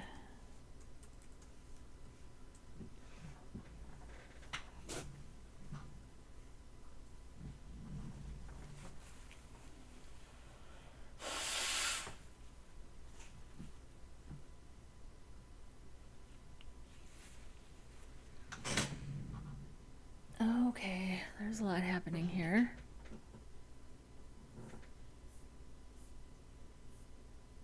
Okay, it seems like there's a misunderstanding about how to update both the cart and the popover quantities. It looks like you're summing up the quantities and total amounts from both cart items and cart item popovers, which will double count the values. Instead, the goal should be to synchronize the quantities between the cart and the popover so that they reflect the same values when they are updated. Here there are these steps to achieve that. Instead of calculating the total quantities and amounts separately for both, synchronize the changes directly between the cart items and the corresponding cart item popovers.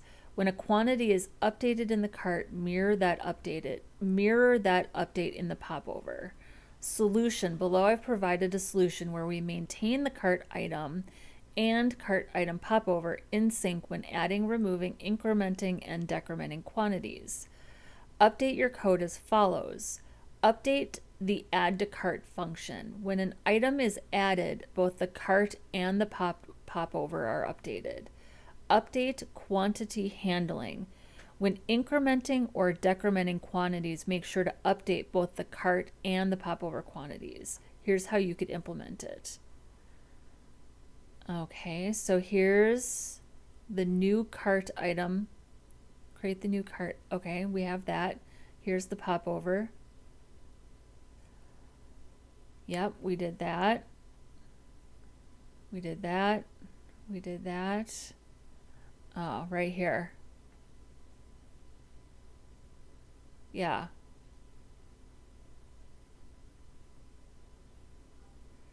Yep. Okay. That makes sense. And then it's also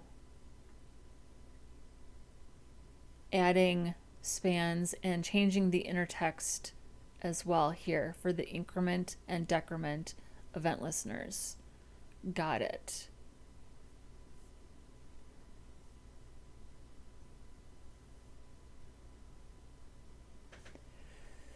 Okay, so right now we have remove button, item quantity span, and item total span, and then we're adding these two new spans right here.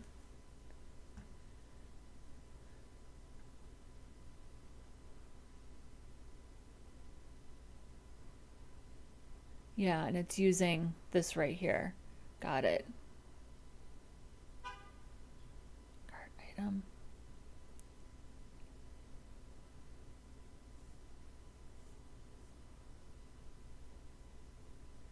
Which we defined up here, right? Okay, so you know what? it's okay. We can just replace. Well, probably want to take this out of this function then.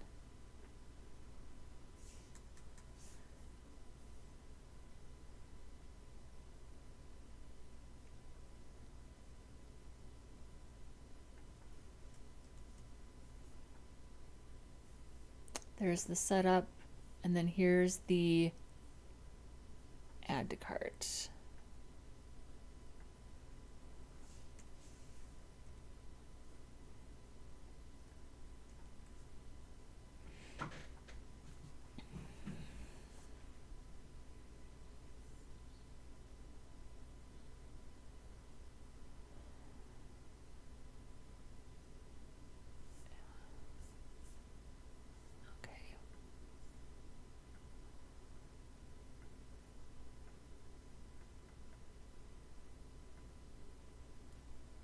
There we go. So far, so good.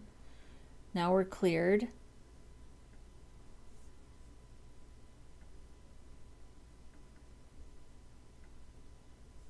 So we've got pistachio baklava, okay.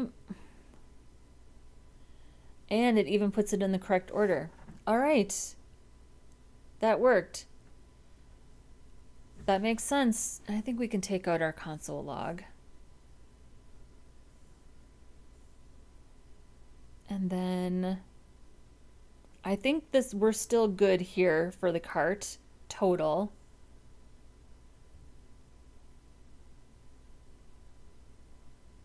There's the setup. Because these are specific to the item, not the total price, but just the current quantity and the item price. And then this is all resetting. This is appending. This we got right. It didn't change anything here, so that's good. We got that right. Yeah, this looks great.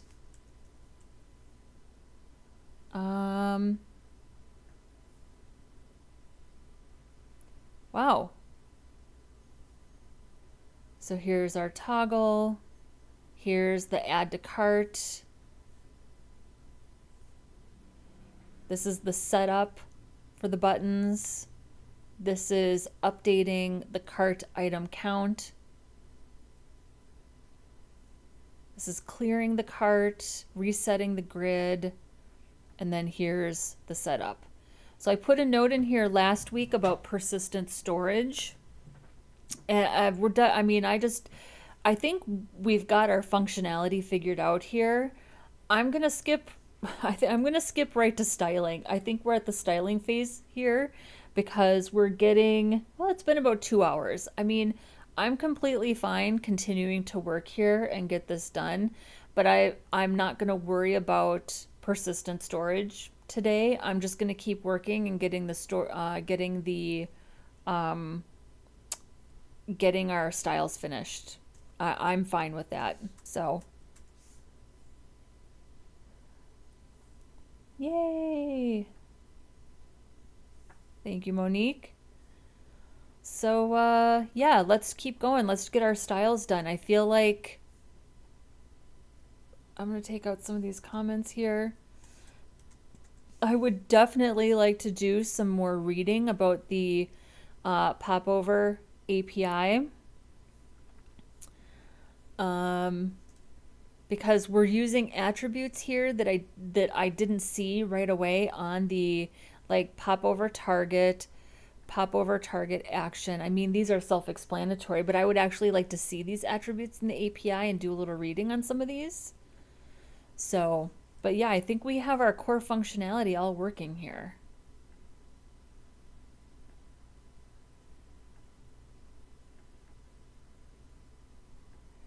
We do, yeah, we need to get this styled and we need to get our thumbnail images in here too. So let's work on some styling. So let's get this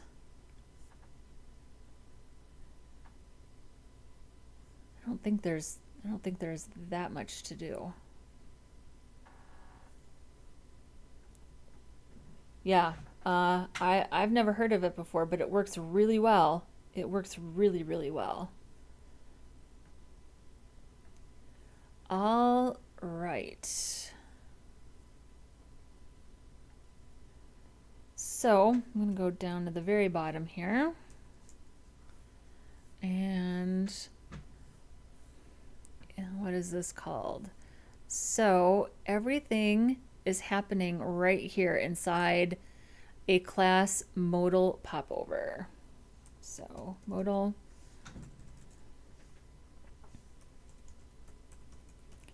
popover. Let's give it a whole bunch of padding, like 2 rems. We'll do a background color of white, even though that's kind of the default. Color of white. We'll do a border radius of 10 pixels. And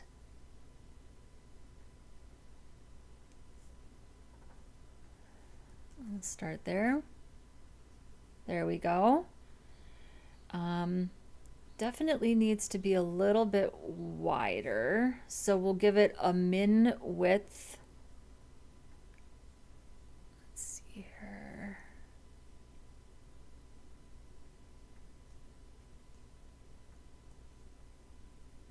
So right now the width is 269. Let's just give it a min width of 500 pixels. Yeah, that looks pretty good. And then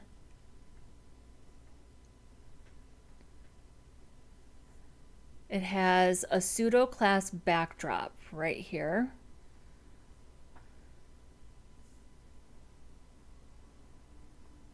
Yeah, look at this popover. Wow.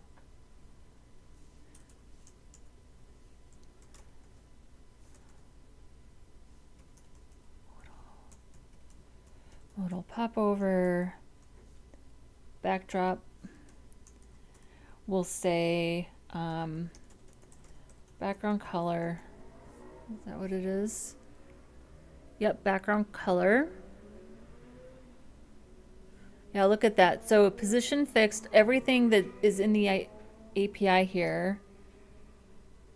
Oh, so this is where the inset was from. Okay. Pointer events, none. Background color transparent. Look at all that's already part of the browser support. Love it. Background color. We'll do RGBA. And I think we have to do what's black? 0, 0, 0. 0.25, or no, do we just do 25%? I think that's it. Yeah, there we go. A little darker maybe, 65%. Yeah.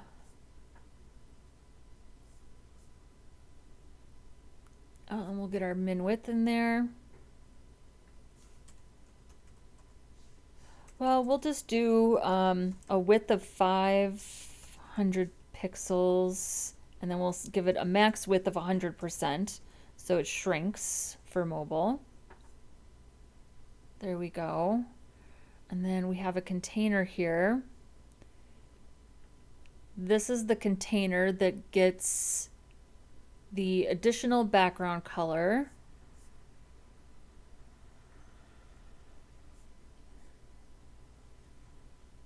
And so what color was that? So this is cart popover container.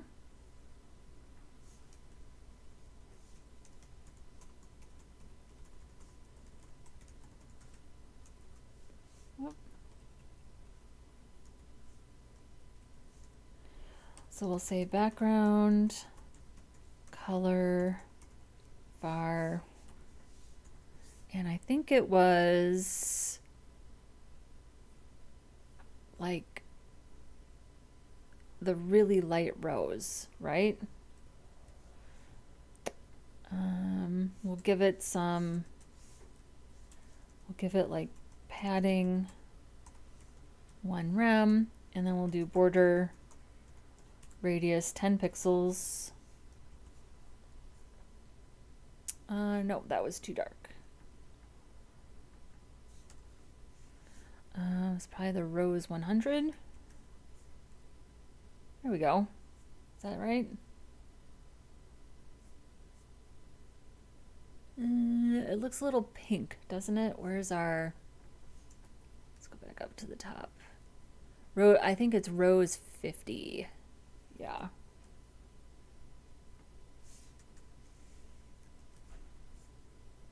Yeah, that looks a lot better. And then we need a line, just like we had here.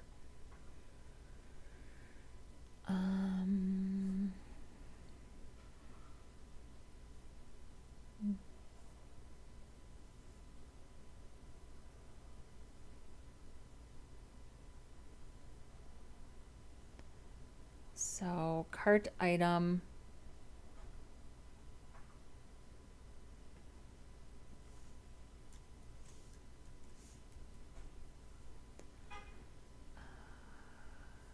Let's see here.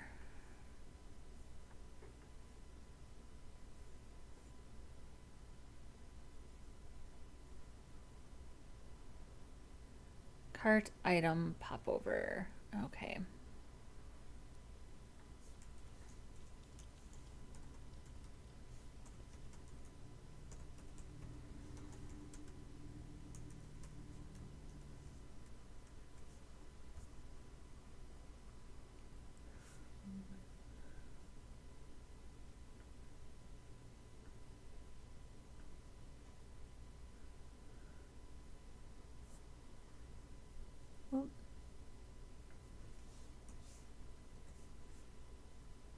Okay, there we go.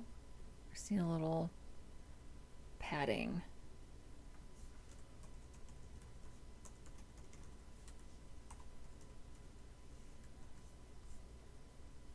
All right, there we go. Okay, let's see what we have to do to get the thumbnail image in there. Well, what about, okay, order confirmed needs to be a little bit bigger, and I think that this is also cart popover heading. It looks like a dark red.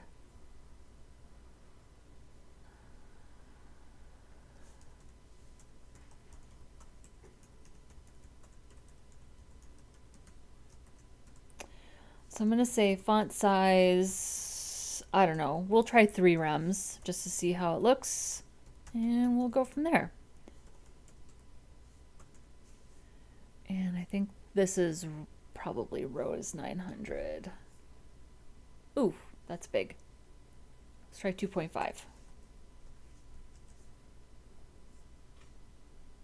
That's pretty big too. Is it? Yeah, that's pretty big. Let's just go with 2. Yep, that looks good. Okay, and let's adjust some of this margin and padding. So usually, yeah, these have a ton of margin and padding by default.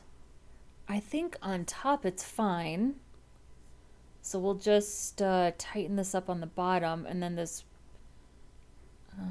yeah, we'll just tighten this up too. I am not going to make, we hope you enjoy your food. I'm not going to make that smaller because it needs to be a minimum of 1 rem or 16 pixels to be accessible. But I am going to put a little more space underneath it. So we'll say margin, bottom, I'm going to say 0.5 rem, and then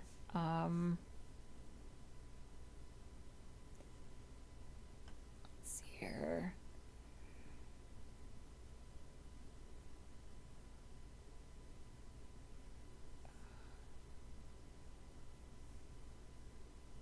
I'm going to do this. And I'm going to do plus the paragraph, so a sibling selector. And then I'll say margin. I'm going to say 1 rem on the top, 0 on the sides, and 2 on the bottom. Let's see how this looks. Yeah, that looks good.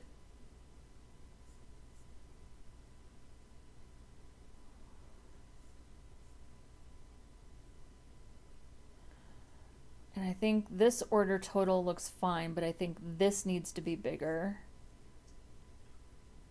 So if this is 2 rems, I would make this like 1.5. So we'll just change this here,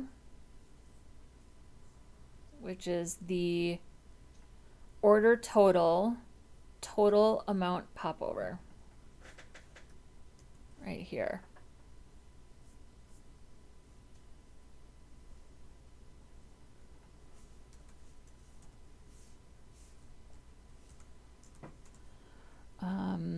Font size, I'm going to do 1.5. And this should also be font weight.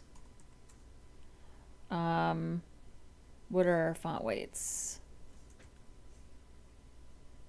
700.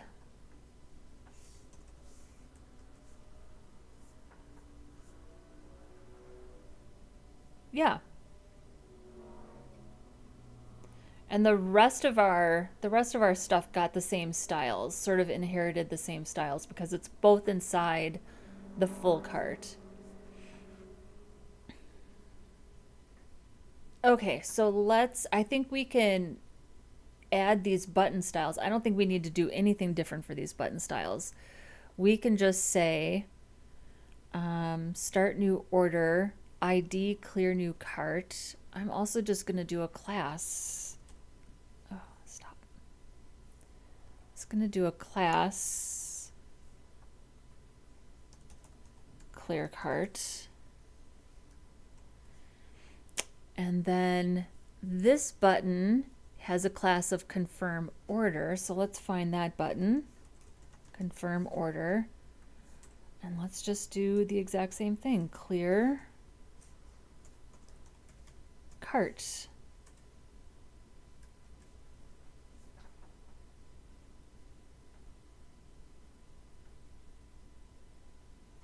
Yeah, look at that. I am, though,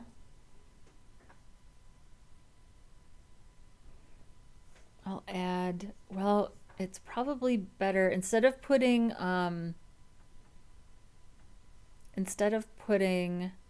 margin on the button, I'm just going to add margin to the bottom of this container to push that button down.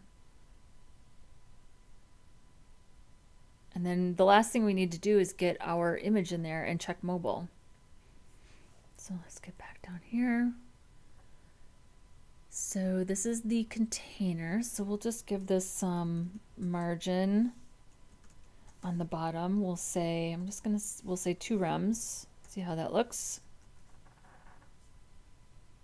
Yeah, that looks good. Ooh, this needs a hover state though.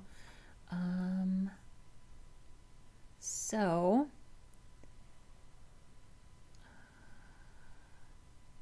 we'll duplicate.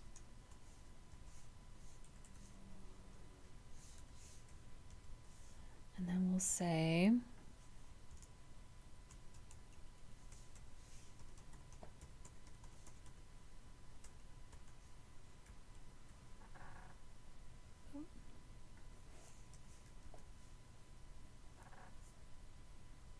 there we go.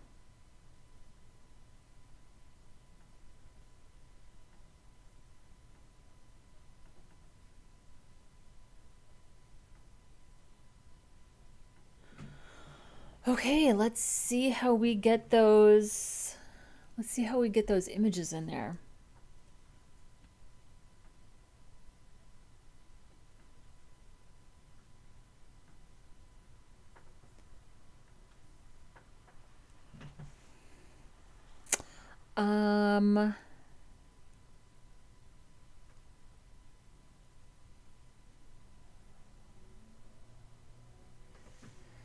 So the grid item includes images.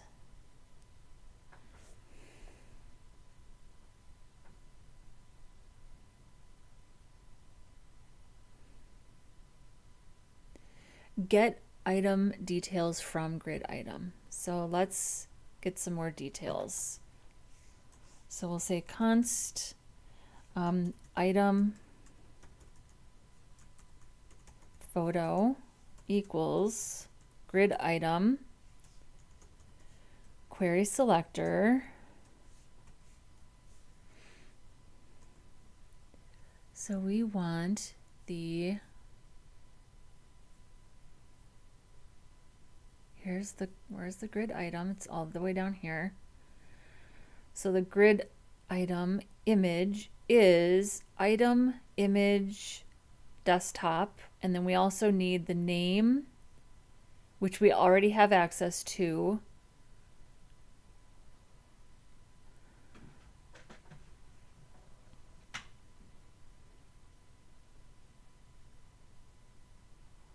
So we're grabbing the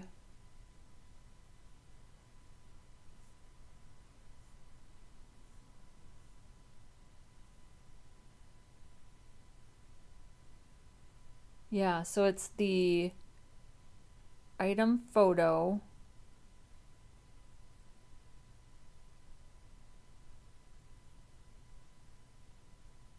Yep, so the item price. So they're literally grabbing the inner text. Query selector. So it would be the image container image source, not the inner text source. And then we can just use the item name as the alt. Okay. Query selector, image container image, but then we need the source. Hang on. We need to get the attribute. Source is technically an attribute, right? Get attribute sort. Well, is this the actual value or the attribute itself? Set attribute.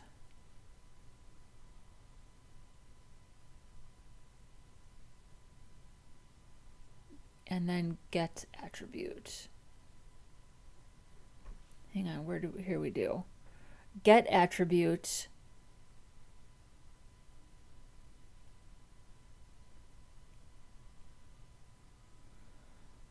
So here we set the attribute, data label, item name.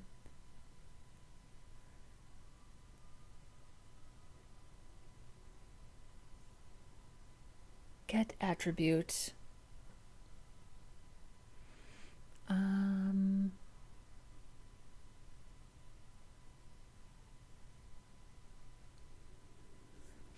Okay.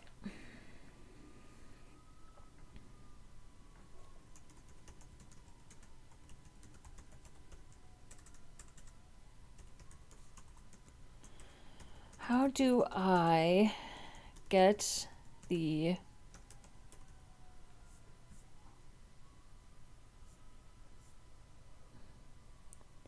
image container image source?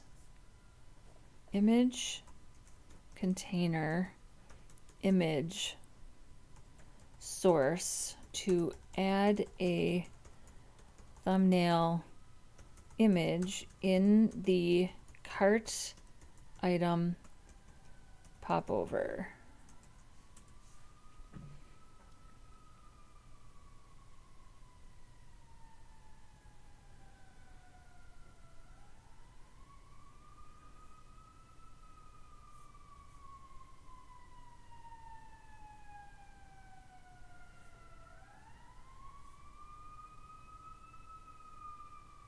Oh, right here.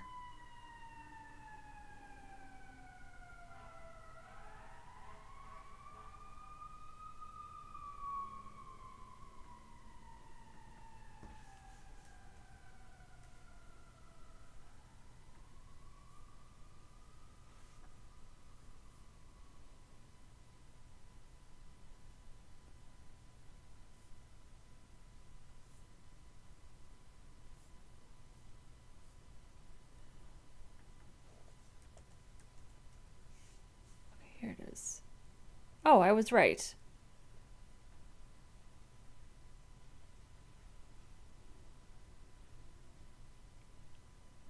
Huh, I was right. I should have just kept going with that. It is just SRC. Okay.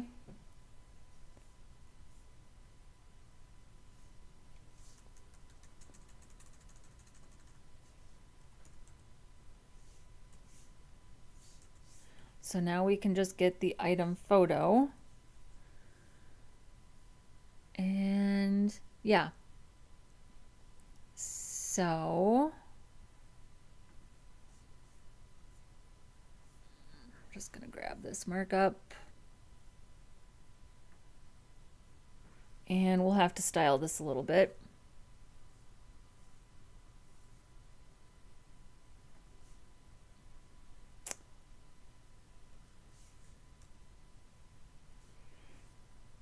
And then this would be item name. And then this would be item photo.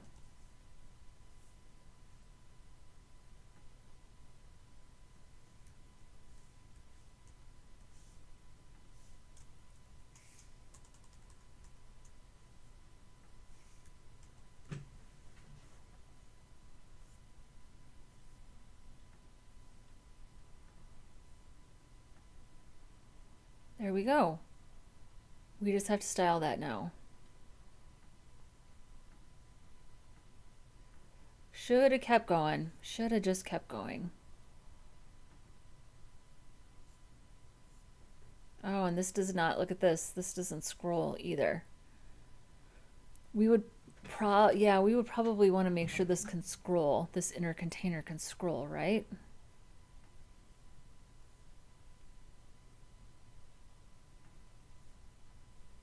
So here's the aside, here's the SVG.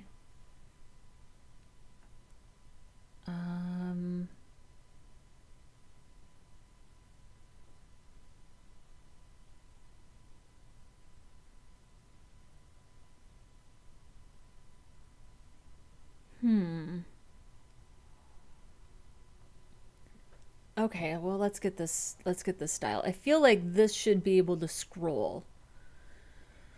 So if we say, I think we just have to say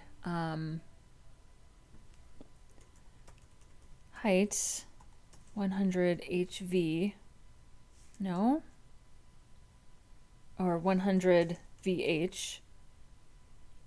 Okay.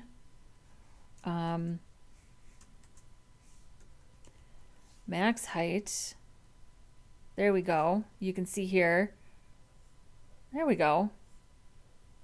Now that will automatically scroll. Because if on mobile, you would want to make sure that that could scroll. Although,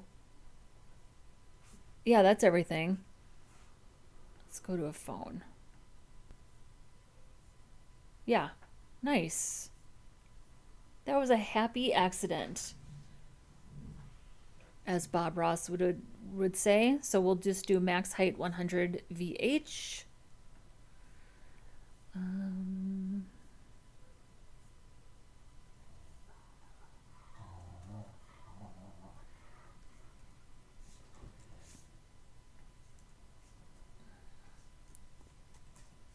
Max height 100 VH. And then the overflow automatically scrolls. So it's like you could set overflow auto, but that's the default value, so we don't actually have to set that. And then the height of the popover will never be bigger than the viewable window. So you don't have to do anything crazy. It's already putting it smack dab in the middle of the page. I mean, we can see that. So it's already doing that for us. So wait, 1, 2, 3, 4. So we've got 1, 2, 3, 4 items. So let's make sure we can see all of our items. Yeah, we can see them all. Wait, can we? 1, 2, 3, 4. Yes, we can see all of our items. Okay, so now let's get this little grid fixed up.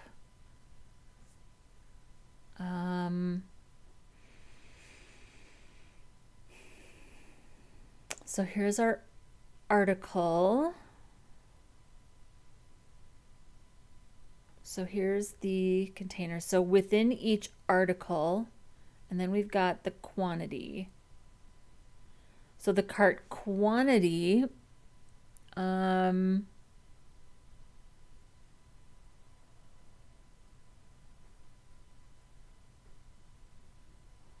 we might want to change this.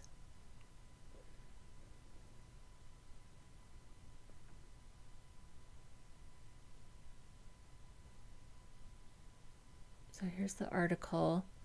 The quantity is a column. So we might want to take this figure and move it outside of cart quantity, but it's still within the article, and then flexbox the article and make sure it's a row. Yeah. So let's do that. So, oh, but we need it. No, it doesn't have to be inside that div. It just, the entire inner HTML is getting changed. So we can just do this. Yeah, so this is the entire inner HTML. That's perfect. That's exactly fine. So now we just flexbox the cart item popover.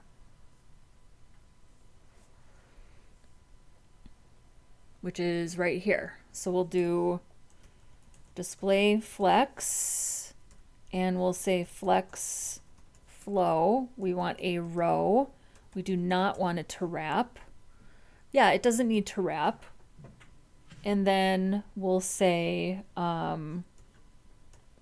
justify content space between, and then align items. I'll do center for now. Okay, and then we just want to give our image container, we'll just change the width and the height of our image container.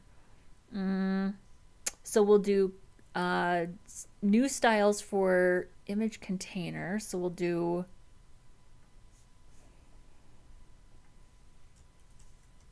this image container, and I'm just going to say width, I'm going to say 50 pixels just to see. I don't think we're going to have to do that much. Oh, we are going to have to change the height. So we'll do, I guess, padding bottom.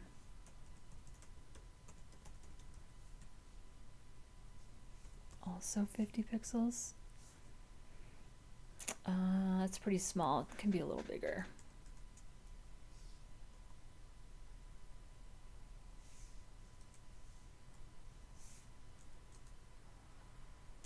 Makes me think that we can just use a defined height. Like we have enough room to do a defined height. Yep, and everything, I mean, that's pretty small.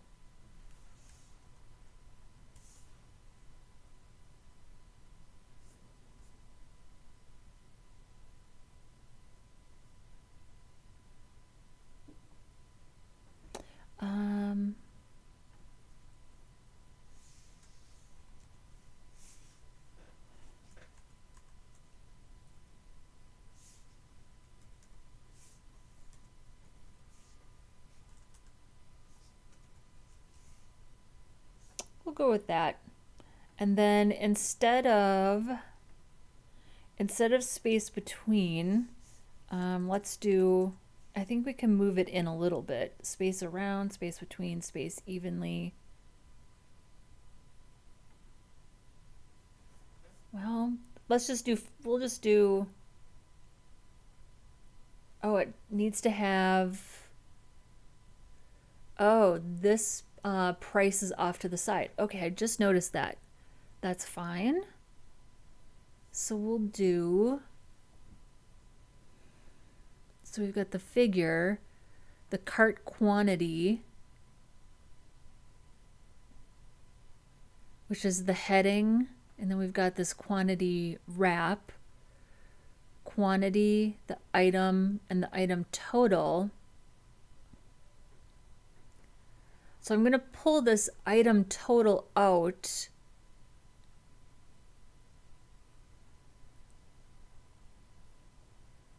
And stick that in a div on the end. Okay. And then let's change the, I'm going to change this to 85 by 85.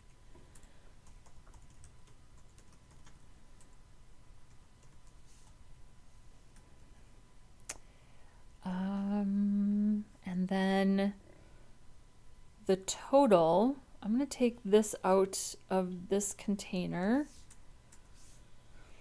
So we've got the figure, the cart quantity,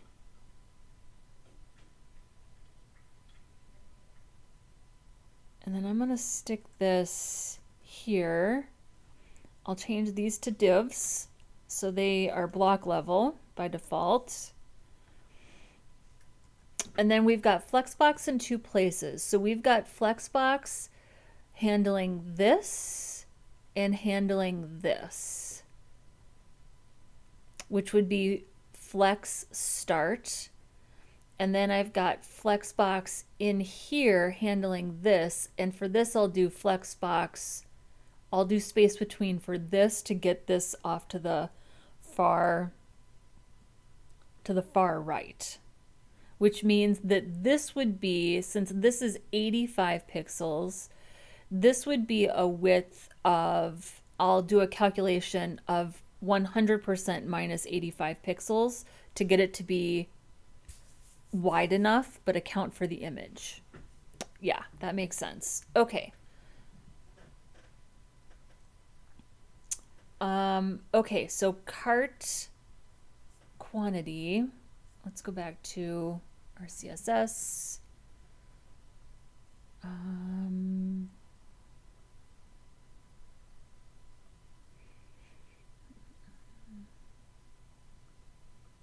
So this will be the image container, and then I'm going to do no.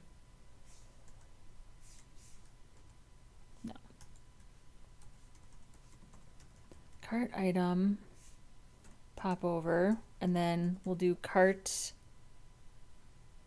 quantity. I'm going to say width, calc 100% minus 85 pixels.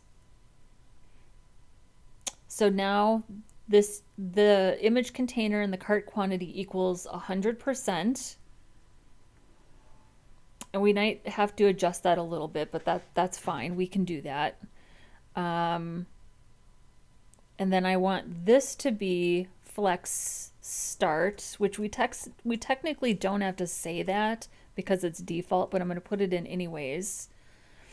And then this, I want, well, let's see how it looks. Yeah, that works. I do need this. This is, I'm pretty sure this is in a column right now, so I'll have to change this. Yeah, this is, so here's the row.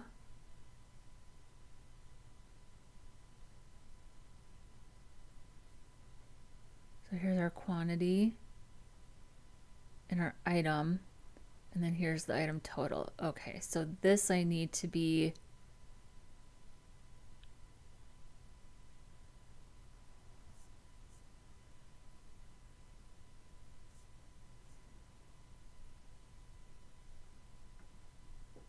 okay, so that's right.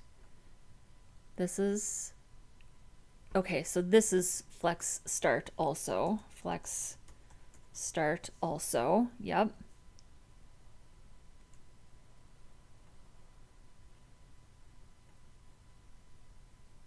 Here's the quantity wrap.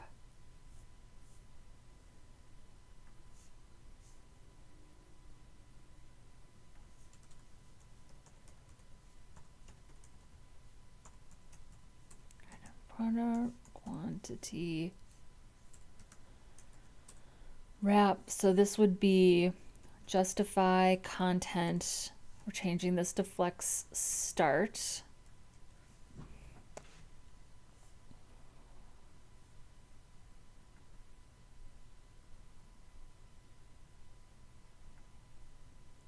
See, this is, so cart quantity needs to go flex flow row, no wrap. Flex flow row, no wrap. There we go.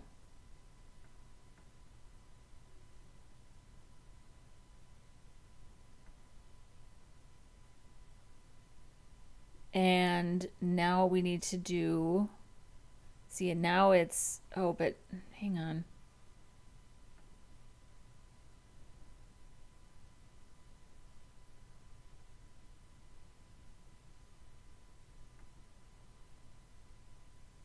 No, this I do want to be, wait a second. So the heading,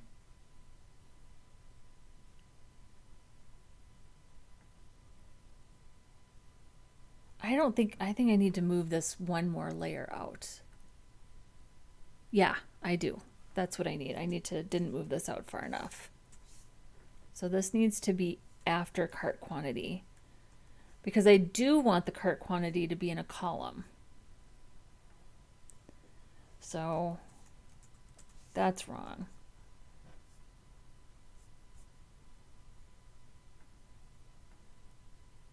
There we go. So here, let's add some quantities so we can see this.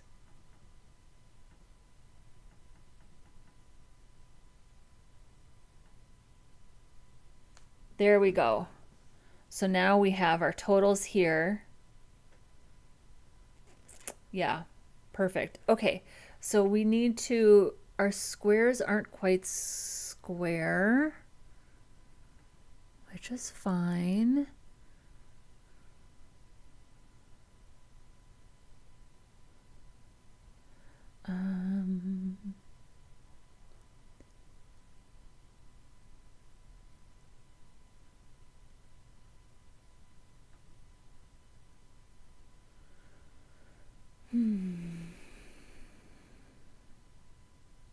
So here's our image.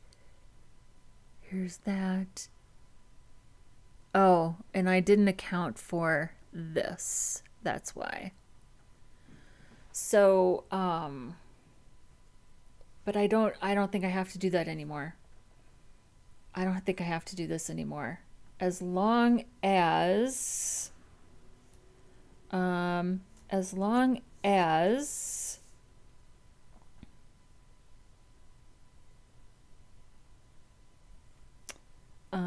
the entire thing now,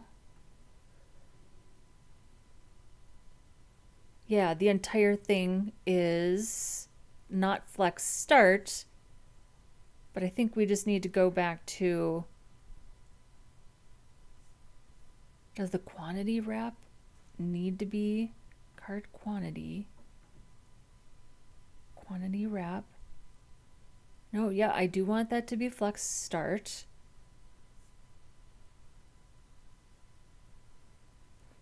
This can go back to space between. Yeah, I think that, did that just work? I think so.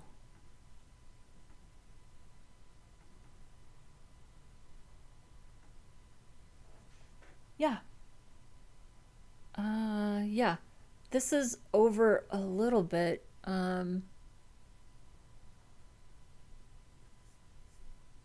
Yeah, technically that's supposed to be over a little bit. So maybe I do want space between. Maybe we just give this inner wrap a little bit of a defined width. so we can get it pushed over to the left a little bit. So we've got figure, cart quantity, and item total. So this is 150 pixels wide. It's got a defined width.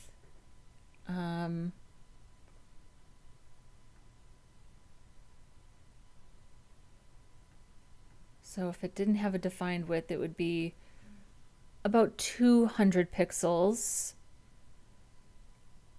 And we know that the item total, so that says it's 40 pixels wide. That 12 is definitely wider. So 85, let's say 85 plus, where's my calculator? 85 plus, we'll say 50 is like what, 135? So 100% maybe minus 150. So we'll say cart quantity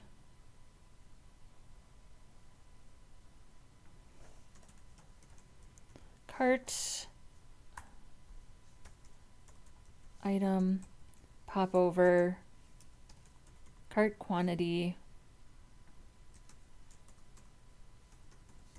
width calc 100% minus 150 pixels. Just to widen it out a little bit to get it justified left, but still have the image and the total hugging up against the end containers. Yeah. Perfect. That's perfect. That's exactly what I want. And then that still gives, yeah, so when I highlight this here, it gives it a little bit of breathing room in between the image, the title, and then we can put a little bit of margin here in between the quantity. And then it leaves room over here for this price to get bigger. So let's add just like a whole bunch of stuff, just like that. That gives it a little bit of breathing room. I mean, I feel like that works. I feel like that holds up. So let's put a little bit of margin here in between this quantity. And then let's, this needs to be bolder, which is, what is that? That is the,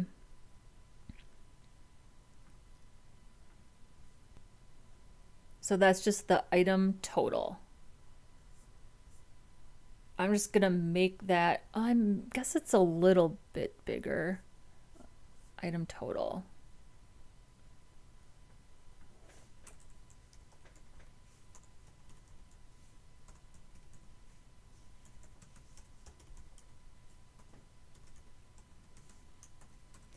So I'll say font size 1.25 rems, and let's see here, font weight 700. Item total.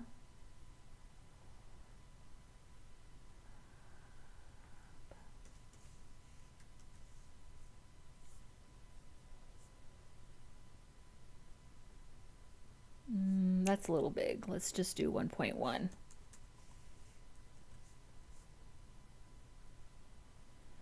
And let's take down, I think we're running out of room here. So let's pull this down, maybe.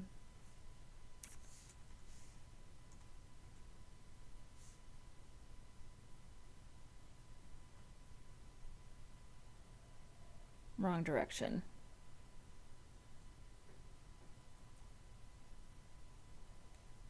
So if we change this to 170, that gives us even more breathing room, which I don't know, I like that. So I'm going to change that to 170.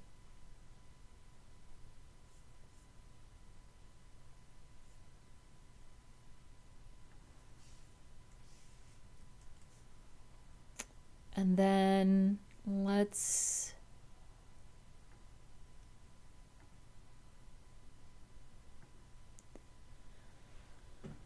And then these are display inline, which means I have to change the display to give it margin. That's fine. So the quantity,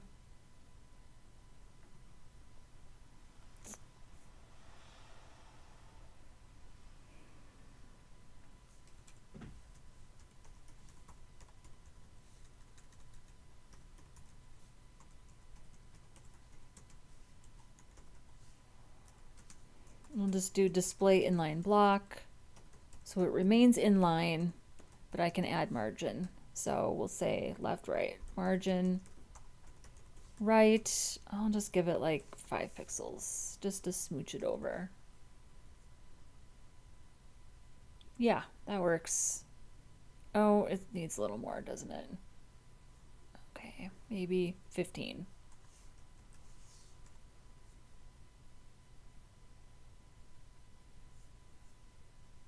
Yeah. At, wait, there's space after the at, yes. Can I just put that in the markup?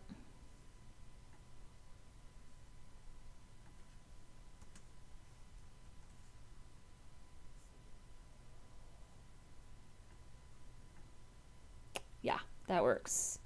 And I think this needs to be a little darker. Oh, I guess it's okay.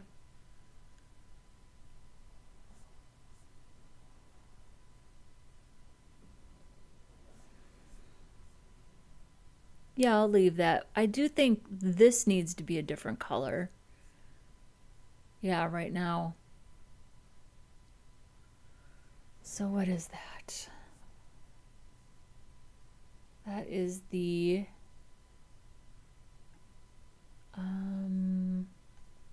it's over here. That is the cart popover heading. And I'm pretty sure I used the sibling selector, so we'll do color var. Not sure. Oh, that looks pretty good. Oh, I think we might be done with this. What do you guys think? Let's add some more stuff.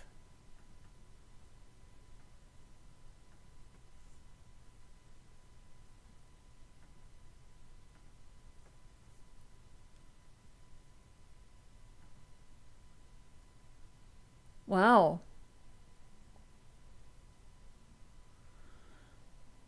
Yeah, it looks right. See how it looks on mobile. Add to cart. Add to cart.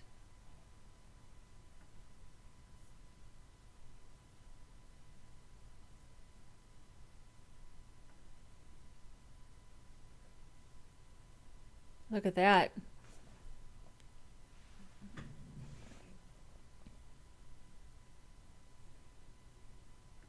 I think though, let's see here. What was the, oh yeah, I guess this is the mobile experience.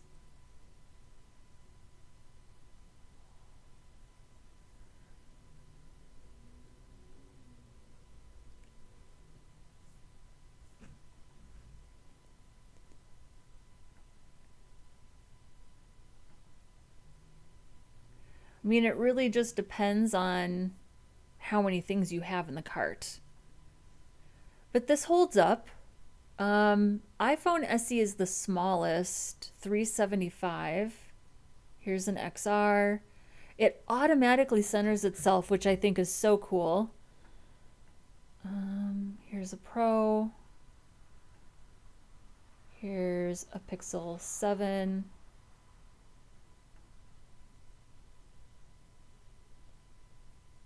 Here's an iPad Air.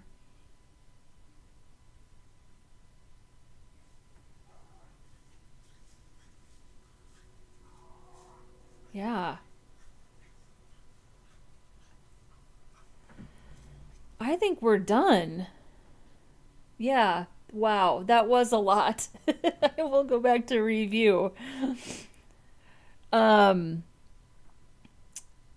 I feel pretty confident saying that the HTML and CSS part of things are definitely the part that I'm most comfortable with. I mean, I'm really trying hard to improve my JavaScript skills. I still clearly need a lot of help from ChatGPT.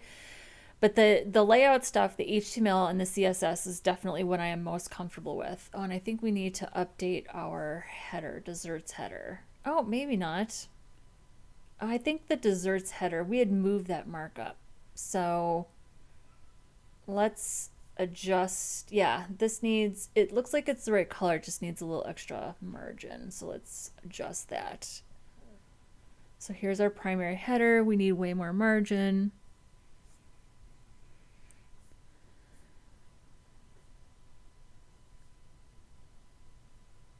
I've got a lot more margin here. Oh, I think it needs more than that.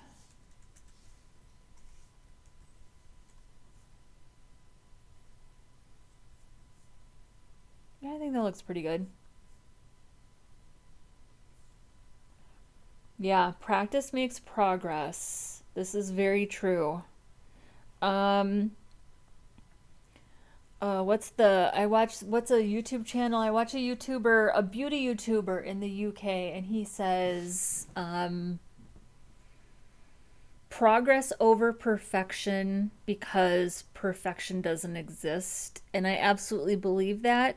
I think that, let's see here. I think that perfect is the enemy of done every single time. I think that there is what do we say where I work? We say, what are the, not the deal breakers. Maybe it's the deal breakers. We basically have this like list of things that are, yeah, they're deal breakers. It's like, what is the one thing that would stop you from going live? And so we just make a list. We are like, these are the things that absolutely have to be done in order to go live.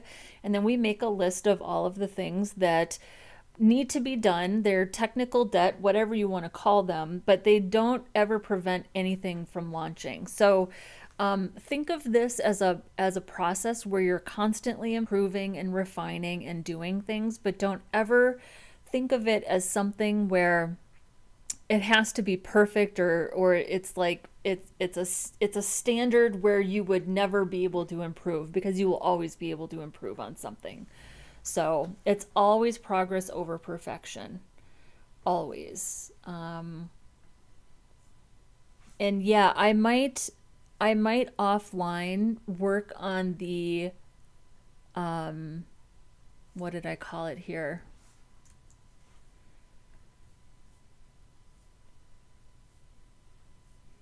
Persistent storage. Yeah. Um yeah. I might do that offline, or maybe we could revisit this at a later date. I really don't want to continue with this because I do think that it's done. To me, this is done. Also, they didn't have anything in the instructions or the style guide or the scope that said that you had to have persistent storage. Honestly, if that was part of the scope, I would take another day and I would work on that. But they didn't have any of that in there, so I feel like I met the requirements, and I'm very, very happy with what we did. Next weekend, so from now through the end of this year, all of the streams on the weekends are going to be me building a new portfolio website for myself.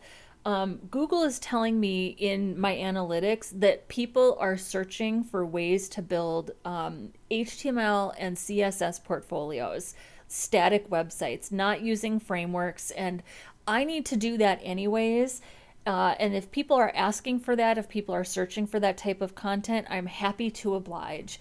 So next weekend, we are going to use Affinity Photo, which is the competitor to Adobe Photoshop, and we are going to build a style guide. Well, I'm going to make a style guide. So If you want to follow along, if you have Photoshop, you could use Figma, Photoshop, Sketch, anything you want. Affinity has a 6-month trial, so if you wanted to download that software and use that and follow along, if you need to work on your own portfolio, now's a great time. I'm going to walk you through my own process. I think building a style guide is a really important part of the planning phase because it just helps you sort of work out a bunch of details about how you want your color palette to look, how do you want your images to be styled, what kind of UI elements do you want to use. It's just a fun way to be creative without the pressure of actually sitting down and building the web page. It's just a fun planning exercise. So I don't think we're going to be coding on Saturday, but then on Sunday, I'm going to take that style guide and actually build the style guide in the browser. And again, that's going to be like our setup files for defining our color palette and styling our buttons and deciding ahead of time, okay, do I want to use any do I want to build my own accordion? Do I want to build and style a popover? Do I have content that I think would be appropriate for a popover where I could use that popover API and build that? We'll work some of those details out in the style guide. And then the following weekend, I will have actually built some wireframes of how and start planning the pages that I want to make for a website, and then we'll start building those out. And I have a plan to build a form. I have a plan to get an API key from YouTube so I can pull in a feed from my own channel and display videos from my channel on my website. Yeah, so it's going to be fun. I don't have all the details worked out. It's going to be kind of like a weekend by weekend basis, but from now until the end of the year, this is the plan, is for me to build a HTML, CSS, vanilla JavaScript website, and hopefully that will be useful to you guys as well. So, Monique, I'm glad that you're looking forward to it. Hopefully, hang on, there we go. Hopefully, yeah, this is something that would be useful. So there we are. We did it. We finished 3 hours. Perfect. Perfect, perfect. Could not be happier. So everybody have a great rest of your evening wherever you are. Have a great week. I'm thinking about doing a bonus stream on Friday night. I haven't decided yet, but I'm like 90% sure I'm going to. So if you're able to hang out with me on Friday night here coming up at the end of the week, it'd be awesome to see you. And yeah, have a great rest of your day wherever you are. And I will see you all later. Bye-bye.